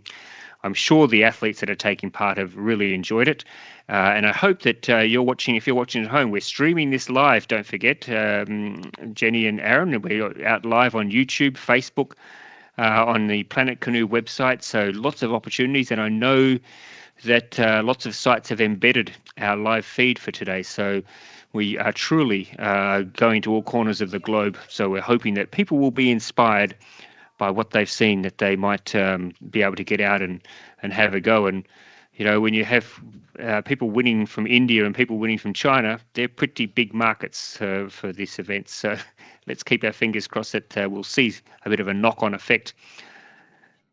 Now, this is the Open Women, and Jenny, there's a couple of athletes in this race that you would be very familiar with. I'm sure that you would have raced on more than a few occasions. Yeah, for sure, Ross. Messi Gohalmi from Hungary. So I've raced her over the past few years in the 5,000 meters. When I won my silver medal in Copenhagen in 2021 at the World Championships, she won the gold medal. And then when I won my bronze medal this year in Canada, she won the gold medal. So she would definitely have to be the favourite, I would say, for this race, all going to plan.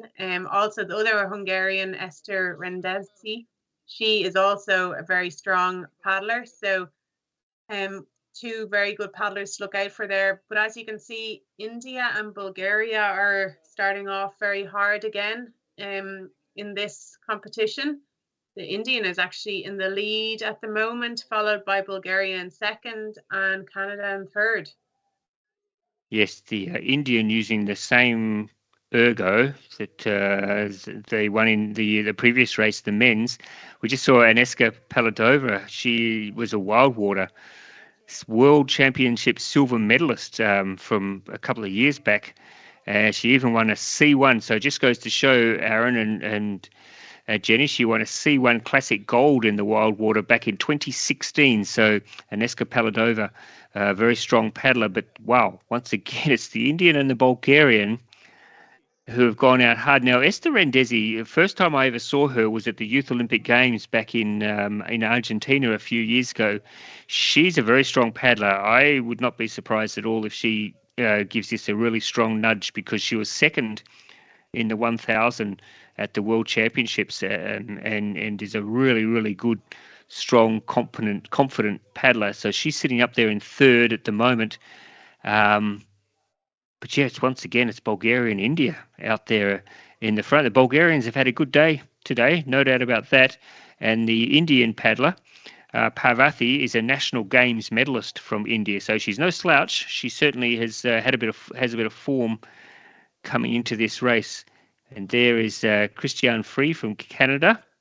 Great to have the Canadians on board today. Sorry, Aaron. No, just as you mentioned that with the Indian paddler, I noticed they have the computer in front of them, so they're actually watching the live results to see where they're tracking. Right. And a couple of other paddlers to keep your eye on.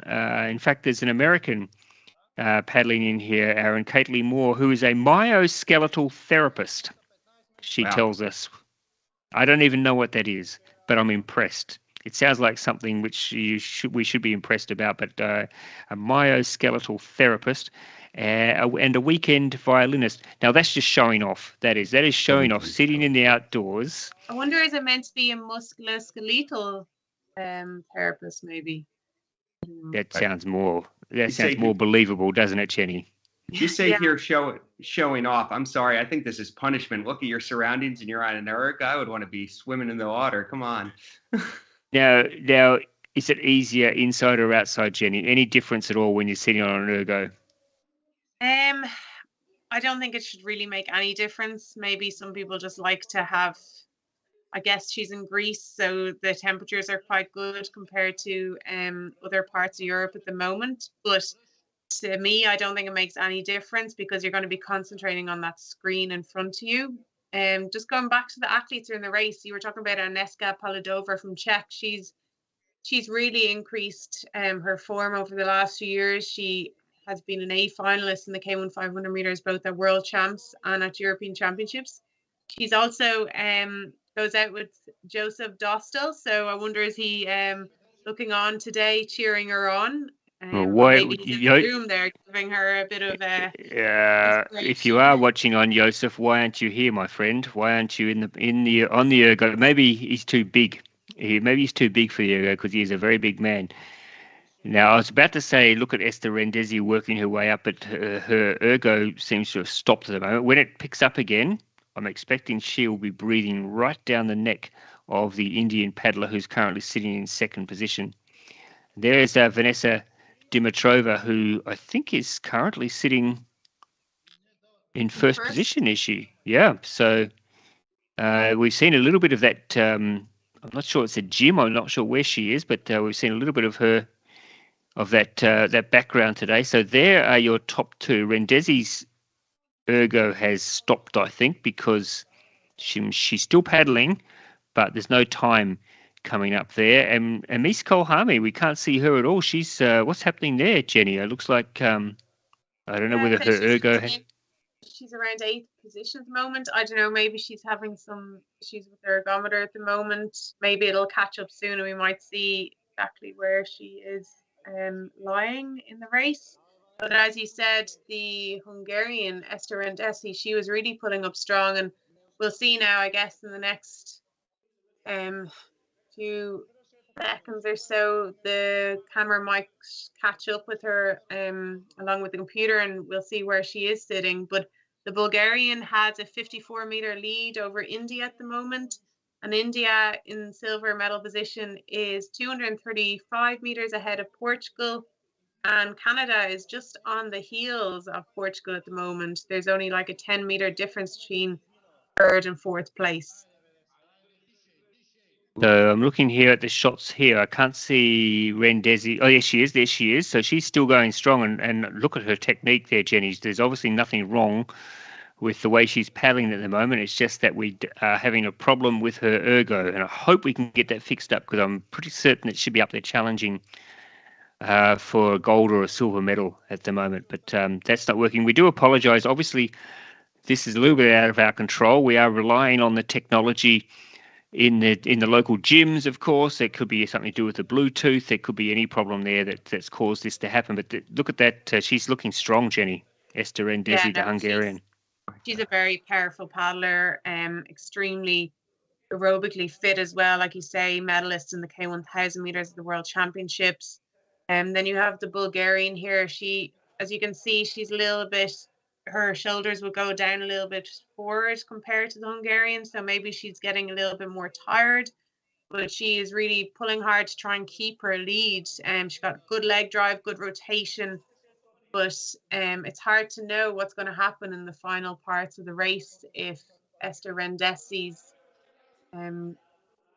camera will catch up and the thermometer will catch up. So yeah, at the moment the Bulgarian is looking very strong. Her stroke rate is also around 97. And I'm glad Jenny she wasn't put off by her male colleague, who was showing off in the background there by doing way too many chin-ups on the bar.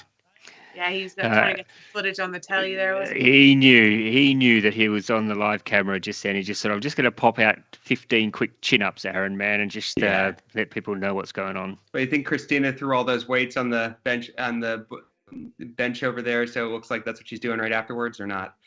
So that's got to be an easy, 40 kilos, 60 kilos on each side? Oh. Yeah, who knows? Maybe she was doing it beforehand. But as you can see, if you just look at the Canadians' technique there, in comparison to Esther Rendesi, you can see the Canadians' arms are slightly bent compared to the Hungarian is catching with a straight arm. So they're the kind of differences in technique that you can see on these ergometers between the different athletes. Jenny, age-wise and with distance. Sorry, Aaron, just jumping in. There's Rendesi back on the board now. She's back on the board and sitting in clear third position. Sorry, Aaron, you were going to say? No, I was just going to ask, with is there an age area where you end up peaking for certain distances in sprint? I know there is when we talk about track, that like longer distances usually in your later 20s or when people are really at the top. So. Yeah, for sure. I think it's very individual as well. For example, Erik Larsson, he was Olympic champion when he was 36 years old. He won the Olympics for the second time in the men's K1000 meters, which shows that if you still have the passion for the sport, that you can continue to be at a high level into your late 30s. And we see a lot of athletes competing now into their early 40s. And yes, of course, maybe endurance events are better for athletes as they kind of progress and get older in the sport. So you would tend to see younger athletes being better at the shorter 200-meter, more explosive distances. But saying that, I think that if you are more of an explosive athlete, that you can maintain it for a good amount of time. Like if you look at Maxime Beaumont from France, as far as I know, he's around 40 years of age now, and he's a phenomenal 200 meter and 500 meter athlete still. So I think it really depends on your passion for the sport, because you really need to have the passion to be able to train day in, day out, 2 to 3 sessions per day, you know. So that's really what brings you through. Look at that. There's Vanessa Dimitrova, who has just won Bulgaria's second gold medal for the day, and she put everything into that and has left nothing out there on the ergo. Very powerful performance. What's the time there, Jen? I can't. 9:57. Even. Yeah. So a really strong race there. Very well paddled, and it's going to be India, I think, taking the silver with Parkathy, who's had a good consistent stroke, getting good support there from her teammates in I'm not sure whereabouts in India. It'd be interesting to know whereabouts in India they are paddling today. And Esther Rendesi back on the board. Looks like she will hold on. She'll take third, I think, unless something goes wrong. Aneska Paladova currently sitting in 6th place. Madalena Marquez in fourth. Christiane Free sitting in 5th place. There's Esther Rendesi, who I think, from what we've seen, has paddled a very consistent race, Jenny. And I mean, it's hard when you're looking at it. You think, well, it's like the previous race with the Frenchman. You think they're the ones going the strongest and going the fastest, but doesn't always equate when it comes to the ergo. Yeah, no, for sure. She's had a very consistent race. She's a very efficient, strong technique there. Very well established paddler, and she's able to transfer from the water onto the ergometer also. How's Paladova's stroke look from a wild water paddler doing this on the erg?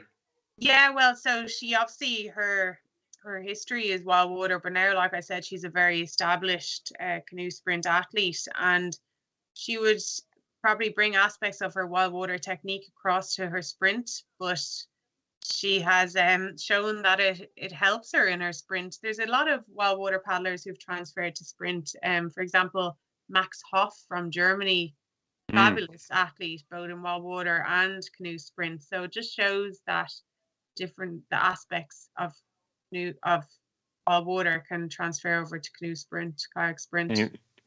And in fact, Max Hoff, who came back this year after 15 years away from wild water, came to the World Championships in France, and said he came there because it was his first and probably his greatest love. He said was the wild water, and he picked up a bronze medal there in France, which I know he was absolutely stoked with. So there we have. Oh, okay, something funny is happening here too, because all of a sudden Christiane Free has popped up into. So we have the Canadian, who's just finished, and she's looking now and she's going, how did that happen? I don't know, Christiane. It's all a mystery to us as well, but congratulations. And there's the Indian, who we thought had finished second, but it now looks like possibly third. What we should say, Jenny and Aaron, is that so all of these ergos are calibrated, correct, before the race begins. So they're all calibrated, but then each paddler can adjust the settings to whether they want to have greater force to deal with or whether they like it looser. Just explain, Jenny, how that works. Yes, so like I was explaining earlier, different strength athletes like different size blades. So for example, a male athlete might use a larger blade, or would definitely use a larger blade than a woman. So they might prefer to have a resistance setting of, let's say, 10 on their ergometer. So it's a little bit more heavier, so they can have more of a powerful stroke. Whereas a female athlete would have a resistance less, maybe approximately 5, because the blades that they would use on the water would be smaller than the blades that a man would use. So it's specific to your strength as such, if that makes sense to people. So that's why it's important to use the resistance that would be similar to your paddle size on the water. And that's not directly correlated to how you like your stroke rate, right? And if somebody who using smaller blades because you like having a higher rate of stroke. Yeah, so that would be also an example, Aaron, in terms of some people prefer to have a higher stroke rate than others. Some people prefer to have a more powerful stroke. So that would also change the resistance. But, you have to be smart in terms of knowing, like, I know I'm not as strong as a male athlete. So I wouldn't want to use a resistance of 10 because I just know I wouldn't be able to deal with that resistance in an efficient way for my body strength. Fair enough. So we just saw some pictures there of our Indian athlete, very amused to see the shots of herself flaked out on the ground after the race. We'll just wait to get, because there was a little bit of confusion there with the final standings, with the Canadian jumping up the leaderboard and all of a sudden finding herself in second or third. So there's Vanessa Dimitrova, who we're pretty certain Vanessa won the race. Now, we didn't see Anna Steblach during the race very much, but she is a silver medalist from this year's under-23 Wildwater European Championships. So we should not have been surprised if she went well. And Esther Andesi, of course, who we think finished third, but we're just waiting for official confirmation. But good signs for the Bulgarian team that they've had a couple of good wins today and looking quite strong. The nation to beat on the ergs. They can call themselves, I think, Aaron, they can rightly claim to be the world's greatest erg paddling nation, as judged by the ICF, the inaugural ICF Virtual World Cup. So congratulations to the Bulgarians. Now, I'm very excited with the final race, which we're going to bring you, which is actually Paracanoe. And the growth in Paracanoe since it made its first appearance in 2016 at the Rio Olympics has been phenomenal.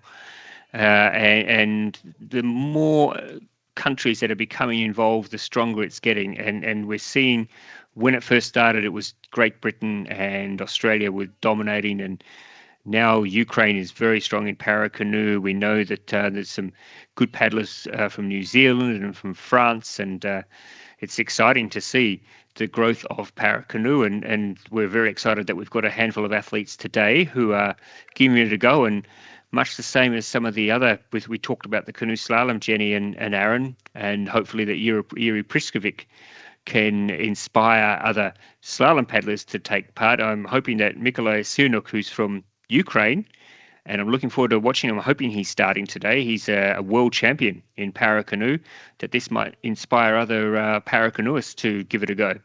There's no reason, is there? There's no real reason why they can't do the erg. No, not at all. And, real credit to the ICF as well this year. They brought Paracanoe into the Marathon World Championship in Ponte de Lima. So I think it's great. Because I know I'm a good friend of Marcus Swoboda from Austria, and I know that he loves the longer distances. So he was so happy to be able to race the marathon distances for Paracanoe this year in Ponte de Lima, Portugal, and he won all the events there. So it's really not only that, Jenny. He then popped over, I think, to the United States and was in the freestyle World Championships as well. Marcus Swoboda. Yeah, he's a phenomenal athlete, and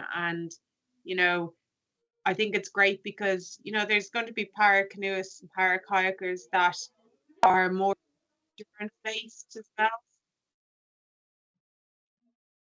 Yeah. Okay. So we'll have the Paracanoe race in just a moment, but let's have a chat let's listen to Zach Ahmed, who was actually competing in the Tokyo Olympics. Get Zach's thoughts on why taking part in today's Virtual World Cup was so important. My name is Salwa Ihab. I'm a Paralympic paddler. I paddle for the Egyptian Canoe and Kayak Federation. I participated at the World Championship at Canada 2022.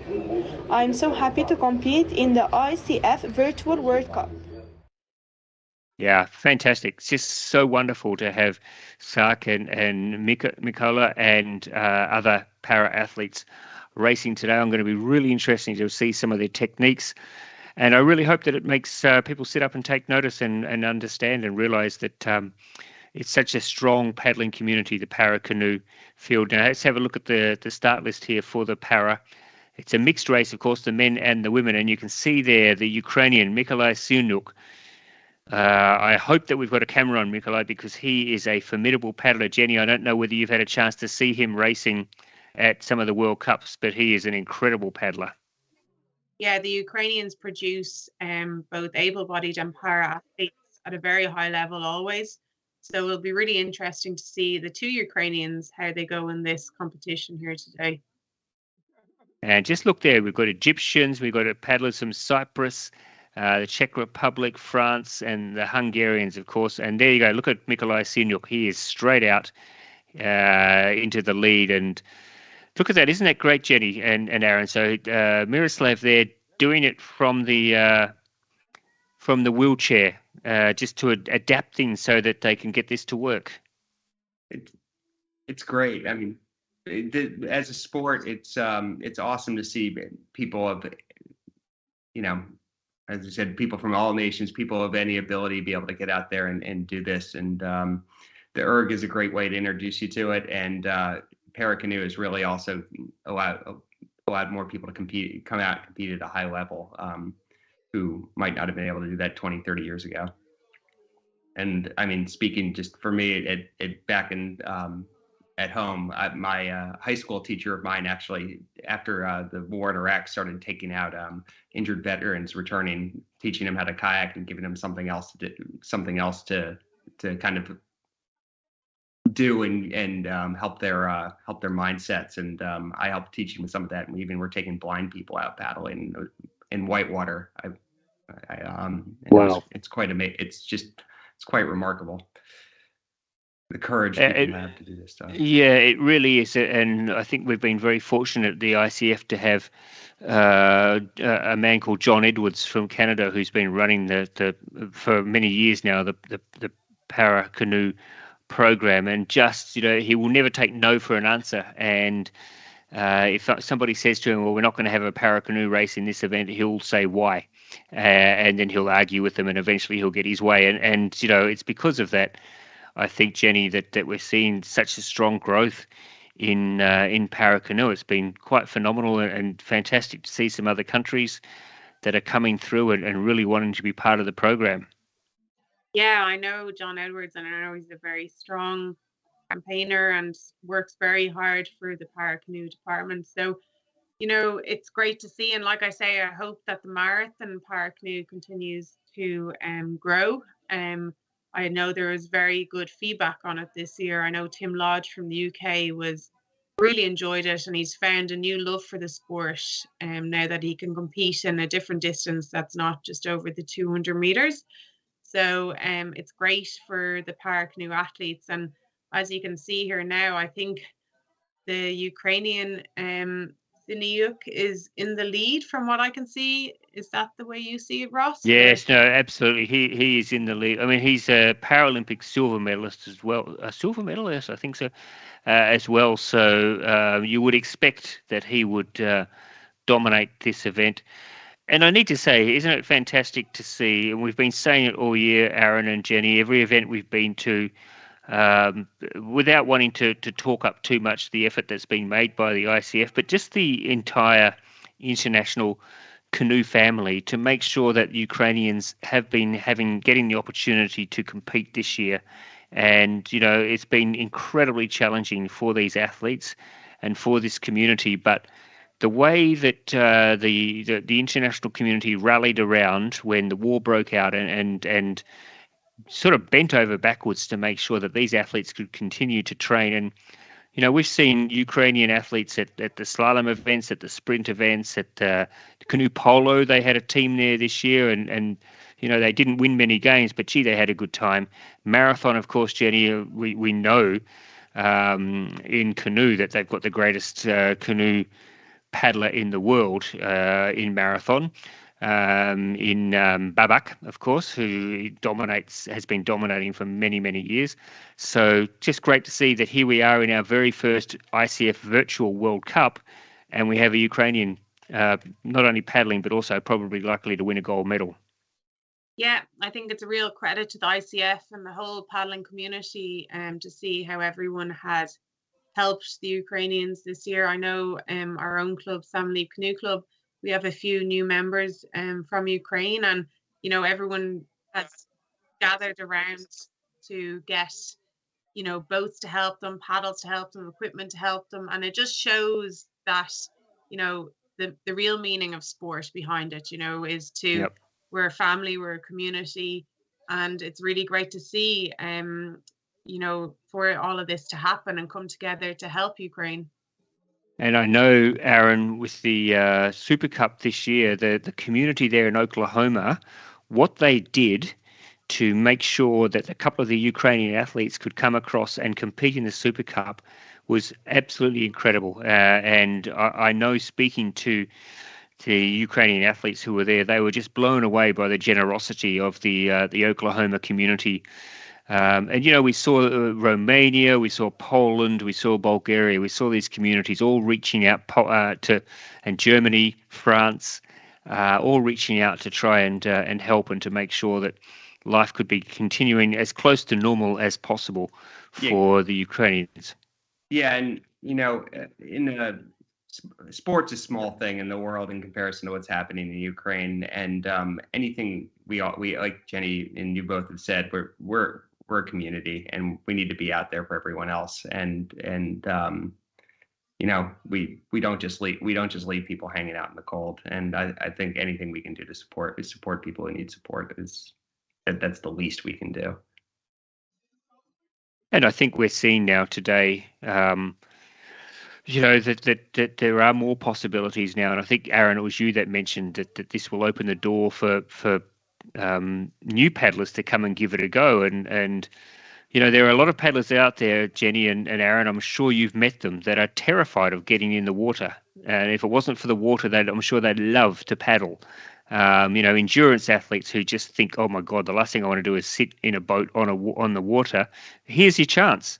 Here's your chance to have a crack at it and to see how you're going. And look at this, you get a chance to take on Olympic champions and world champions, and you don't even have to get wet. Yeah, when I would talk to extreme athletes who are alpinists or climbers, and they're like, they're crazy to be in a kayak in whitewater or be upside down or whatever. And then I'm just like, what are you talking about? You're crazy. You're climbing up something without a rope. So yeah, giving them a chance to come out here and try the sport in whichever way they feel comfortable to do it is great. Yeah, for sure. It's very attracting, especially in the winter time, to be able to go on an ergometer. And like you say, it gives people the opportunity to try the sport and see if they like it and see if they would like to maybe compete in a virtual event. Because like you say, we can have people from many different sports compete in ergometer virtual events, like we saw here today. So we're a bit limited, by the number of cameras we have.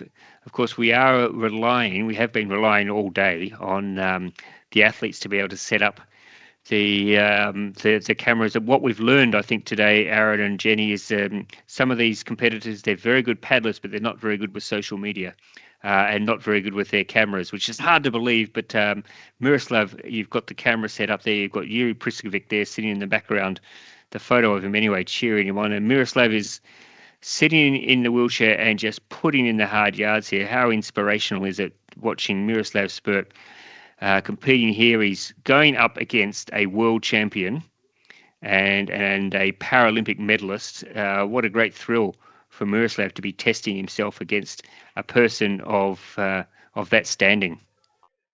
Yeah, and as we've seen in the previous competitions today, talking about community and support, you can see that a lot of these athletes have had their team around them, cheering them on and getting them through this 2K race. So I think that's really great to see also the atmosphere that is created in these different countries in the wintertime when there wouldn't be events on normally.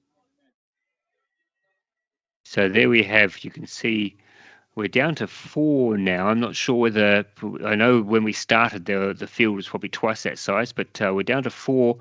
And Syniuk, the Ukrainian, he's not even on the leaderboard there. He's gone miles out in front. So he's probably heading somewhere towards the finish. Tamas Johas from... so just come on. The camera's just come on for Tamas, so that's good.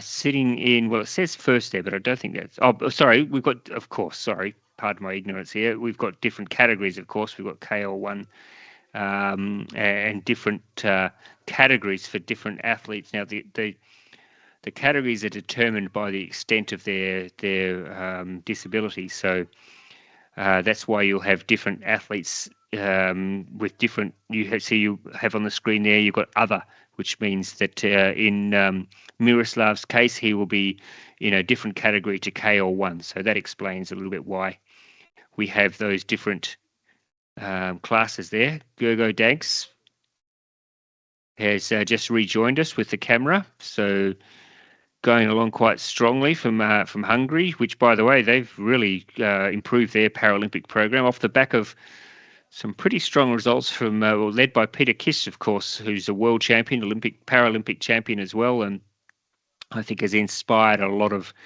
Hungarians to get out and paddle. And I think Aaron or Jenny, you were talking about how there are programs now to get returned soldiers to do it, and it's incredibly successful. And I know in Australia with Curtis McGrath, and a lot of people who follow canoeing will know of Curtis McGrath, who was a soldier in Afghanistan who stepped on a landmine and lost both his legs and went on to become he's currently a two-time Paralympic champion. And just is an incredible inspiration for so many paddlers, and I know that's inspired a lot of soldiers who have been injured in war to look at the potential healing process that you can go through by doing Paracanoe. So some great stories, and every para athlete you speak to has got such a fascinating backstory to talk about how they've ended up where they are.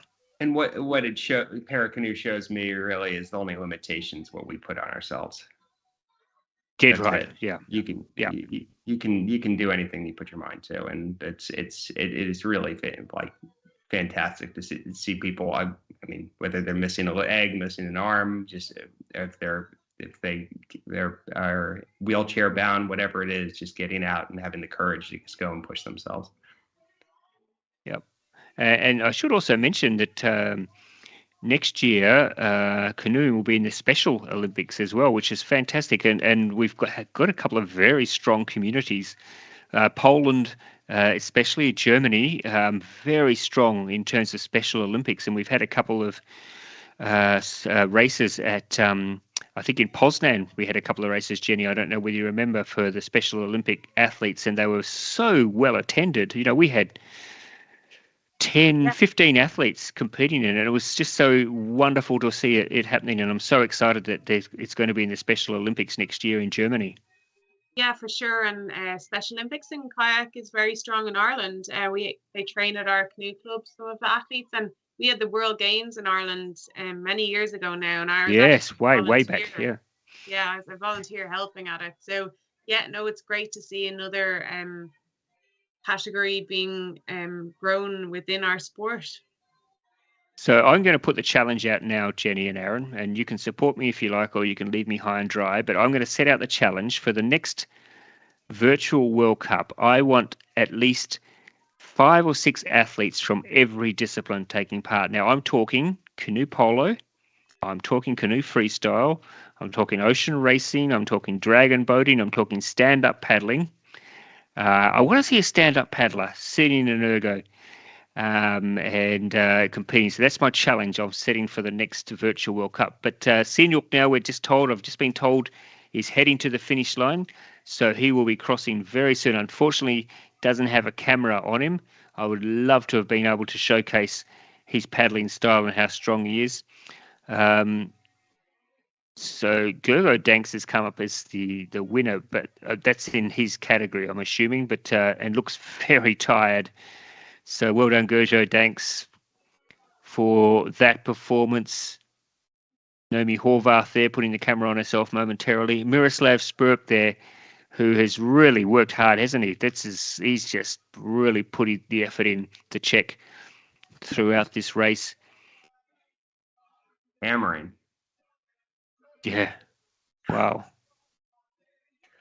So that's my challenge I've set. Aaron, I want you to spread the word around the slalom community. Jenny, I want you to spread the word around the marathon community. Let's get more of athletes from those communities on board for the next virtual World Cup. If you get one freestyle paddler in there, I'll be impressed. I'll try. I'll talk to Dane. Dane Jackson would love it. Yeah. It's not the exciting adventure type paddling that he would be used to, but he is on our athlete committee. So what a wonderful for him. a new adventure for him. Yep, indeed. So Miroslav Spurt now is heading. I think he's getting pretty close to the finish line actually now. So 2,000 meters. It's a long race. We don't have it in the Olympics, obviously. The longest races we have in the Olympics are the 1,000.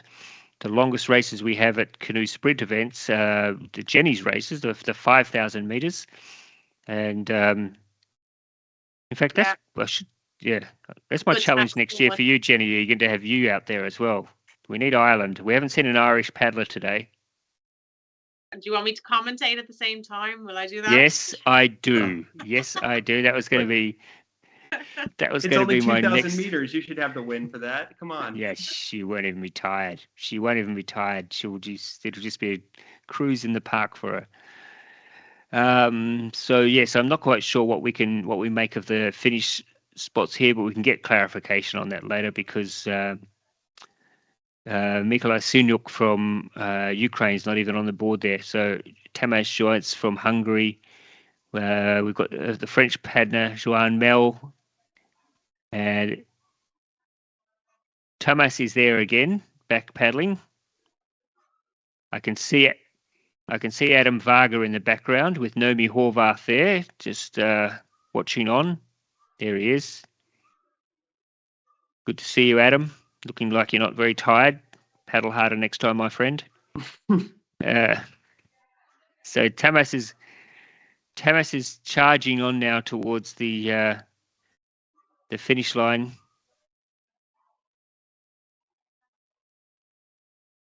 We've had a very strong representation from Hungary's just. I mean, you've paddled there, Jenny. I don't know whether you've ever paddled there. Aaron, they are building, I believe, a new slalom course in Hungary. But unless you've been to Hungary, you don't understand, do you, just what a religion canoe paddling is in that country. Yeah, Szeged is the place to race for canoe sprints. Yep. I'll never forget some of the atmospheres that have been there for World Cups and World Championships. It's the closest we might ever get to stadium atmosphere, stadium environment, kind of. I'll never forgetting the World Champs and you're lining up for the start line and the crowd is going mad and then you're got your nose in the bucket and you're just waiting for the starting command and the crowd just go quiet.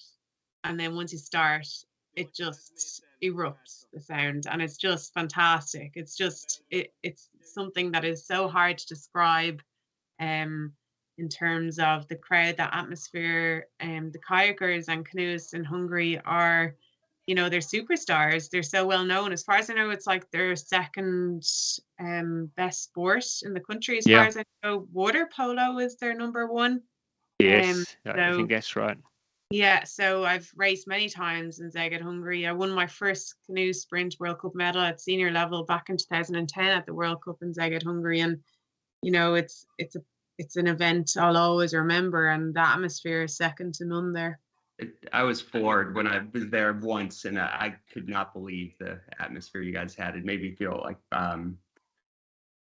I don't know, use a golf, compare it to golf for a second. It's like the Augusta National. It's really like the Masters, just the way people are just, the energy that just comes through there. I can't imagine competing in an environment like that. I think the closest you get to, and it's a very similar atmosphere for slalom, Aaron, is Prague. I mean, Prague, the crowd there and the setup there right on the water's edge is just phenomenal.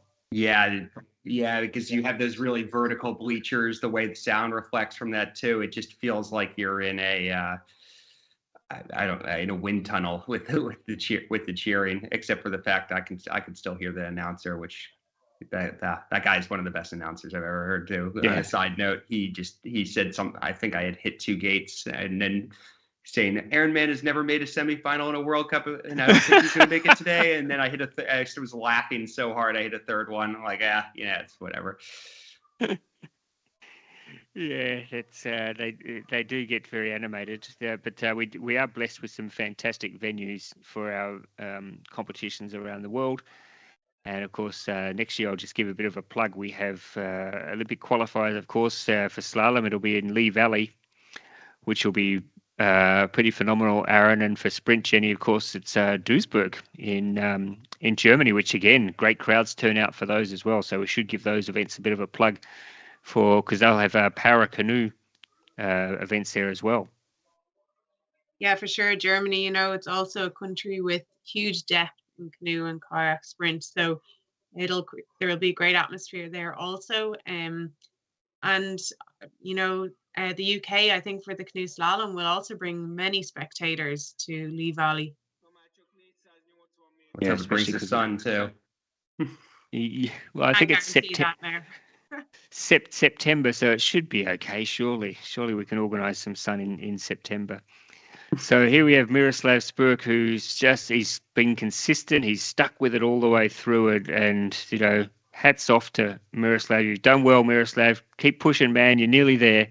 Not far to go now. You've earned all our respect today. I can tell you, you've really put in the hard yards, and I hope people sitting at home who are thinking, I could do it, but then I'm not going to bother. Have a look at this, and maybe next year you remember Miroslav's performance here today, and that might inspire you to get out there and give it a go next year, because that is hard work.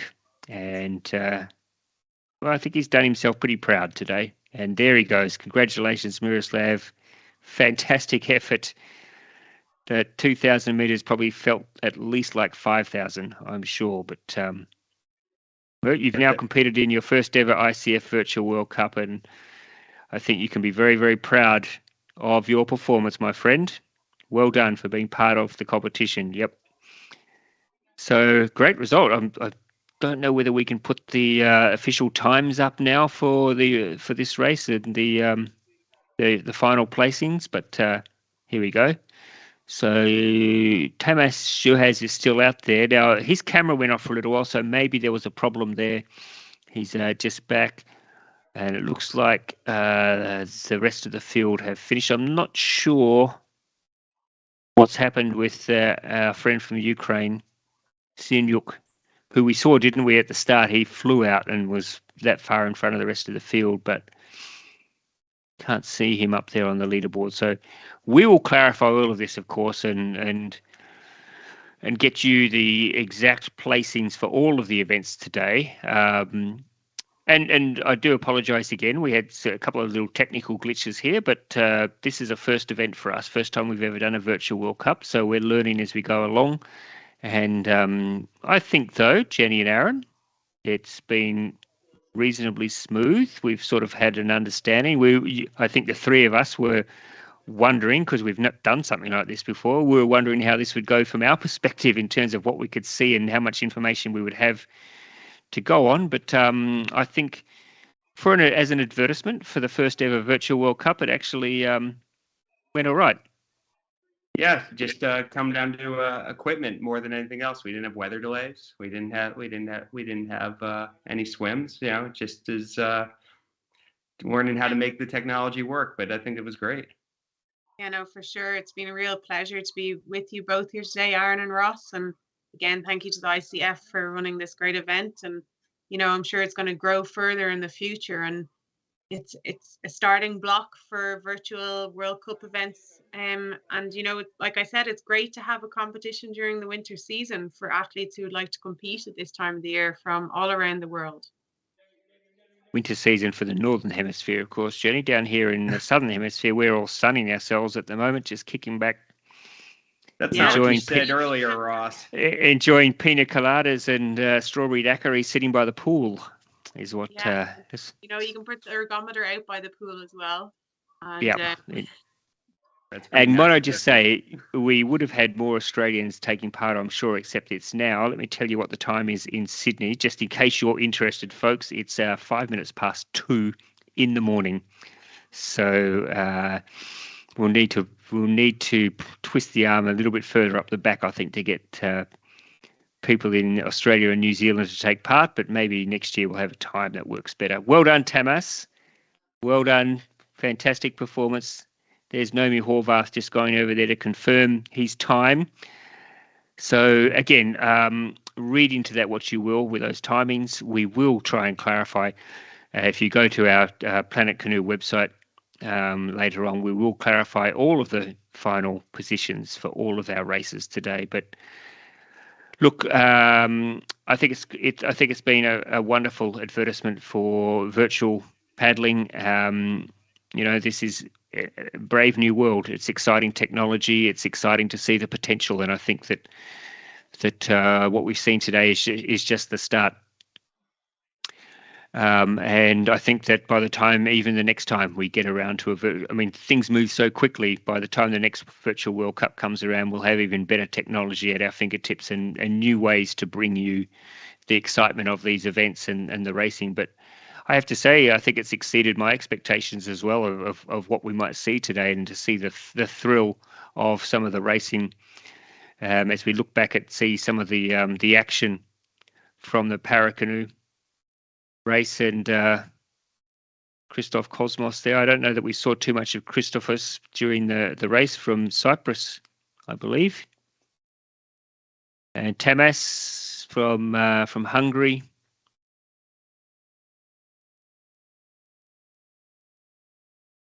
Really solid performance from Tamas and Gergo. So yeah, what a great performance by some of these athletes.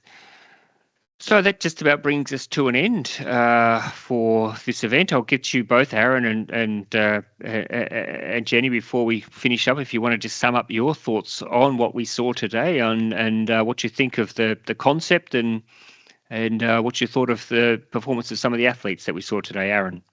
I think we saw that you can really do that. Like you said earlier, we can do this anywhere, and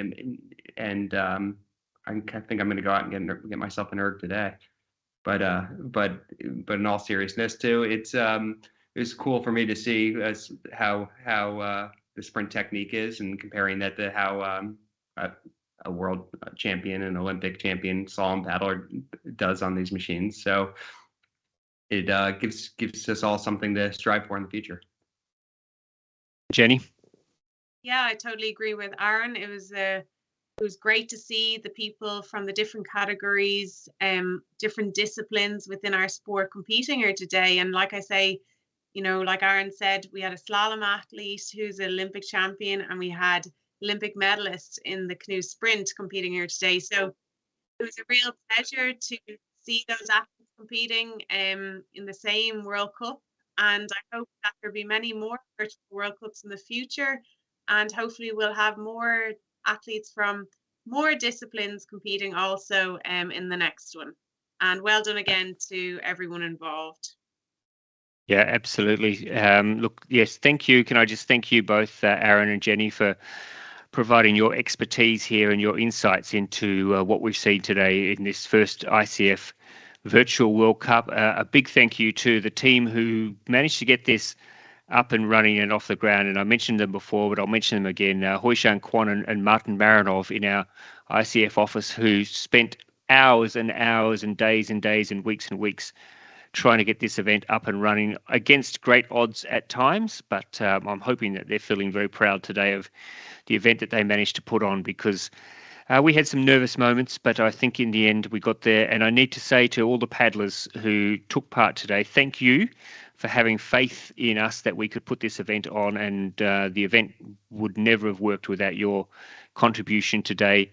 I know there's been glitches here and there, but I'm hoping that you had a good enough time to think that this was worthwhile, and that you'll come back and give it another go, and that we will have another ICF Virtual World Cup very, very soon.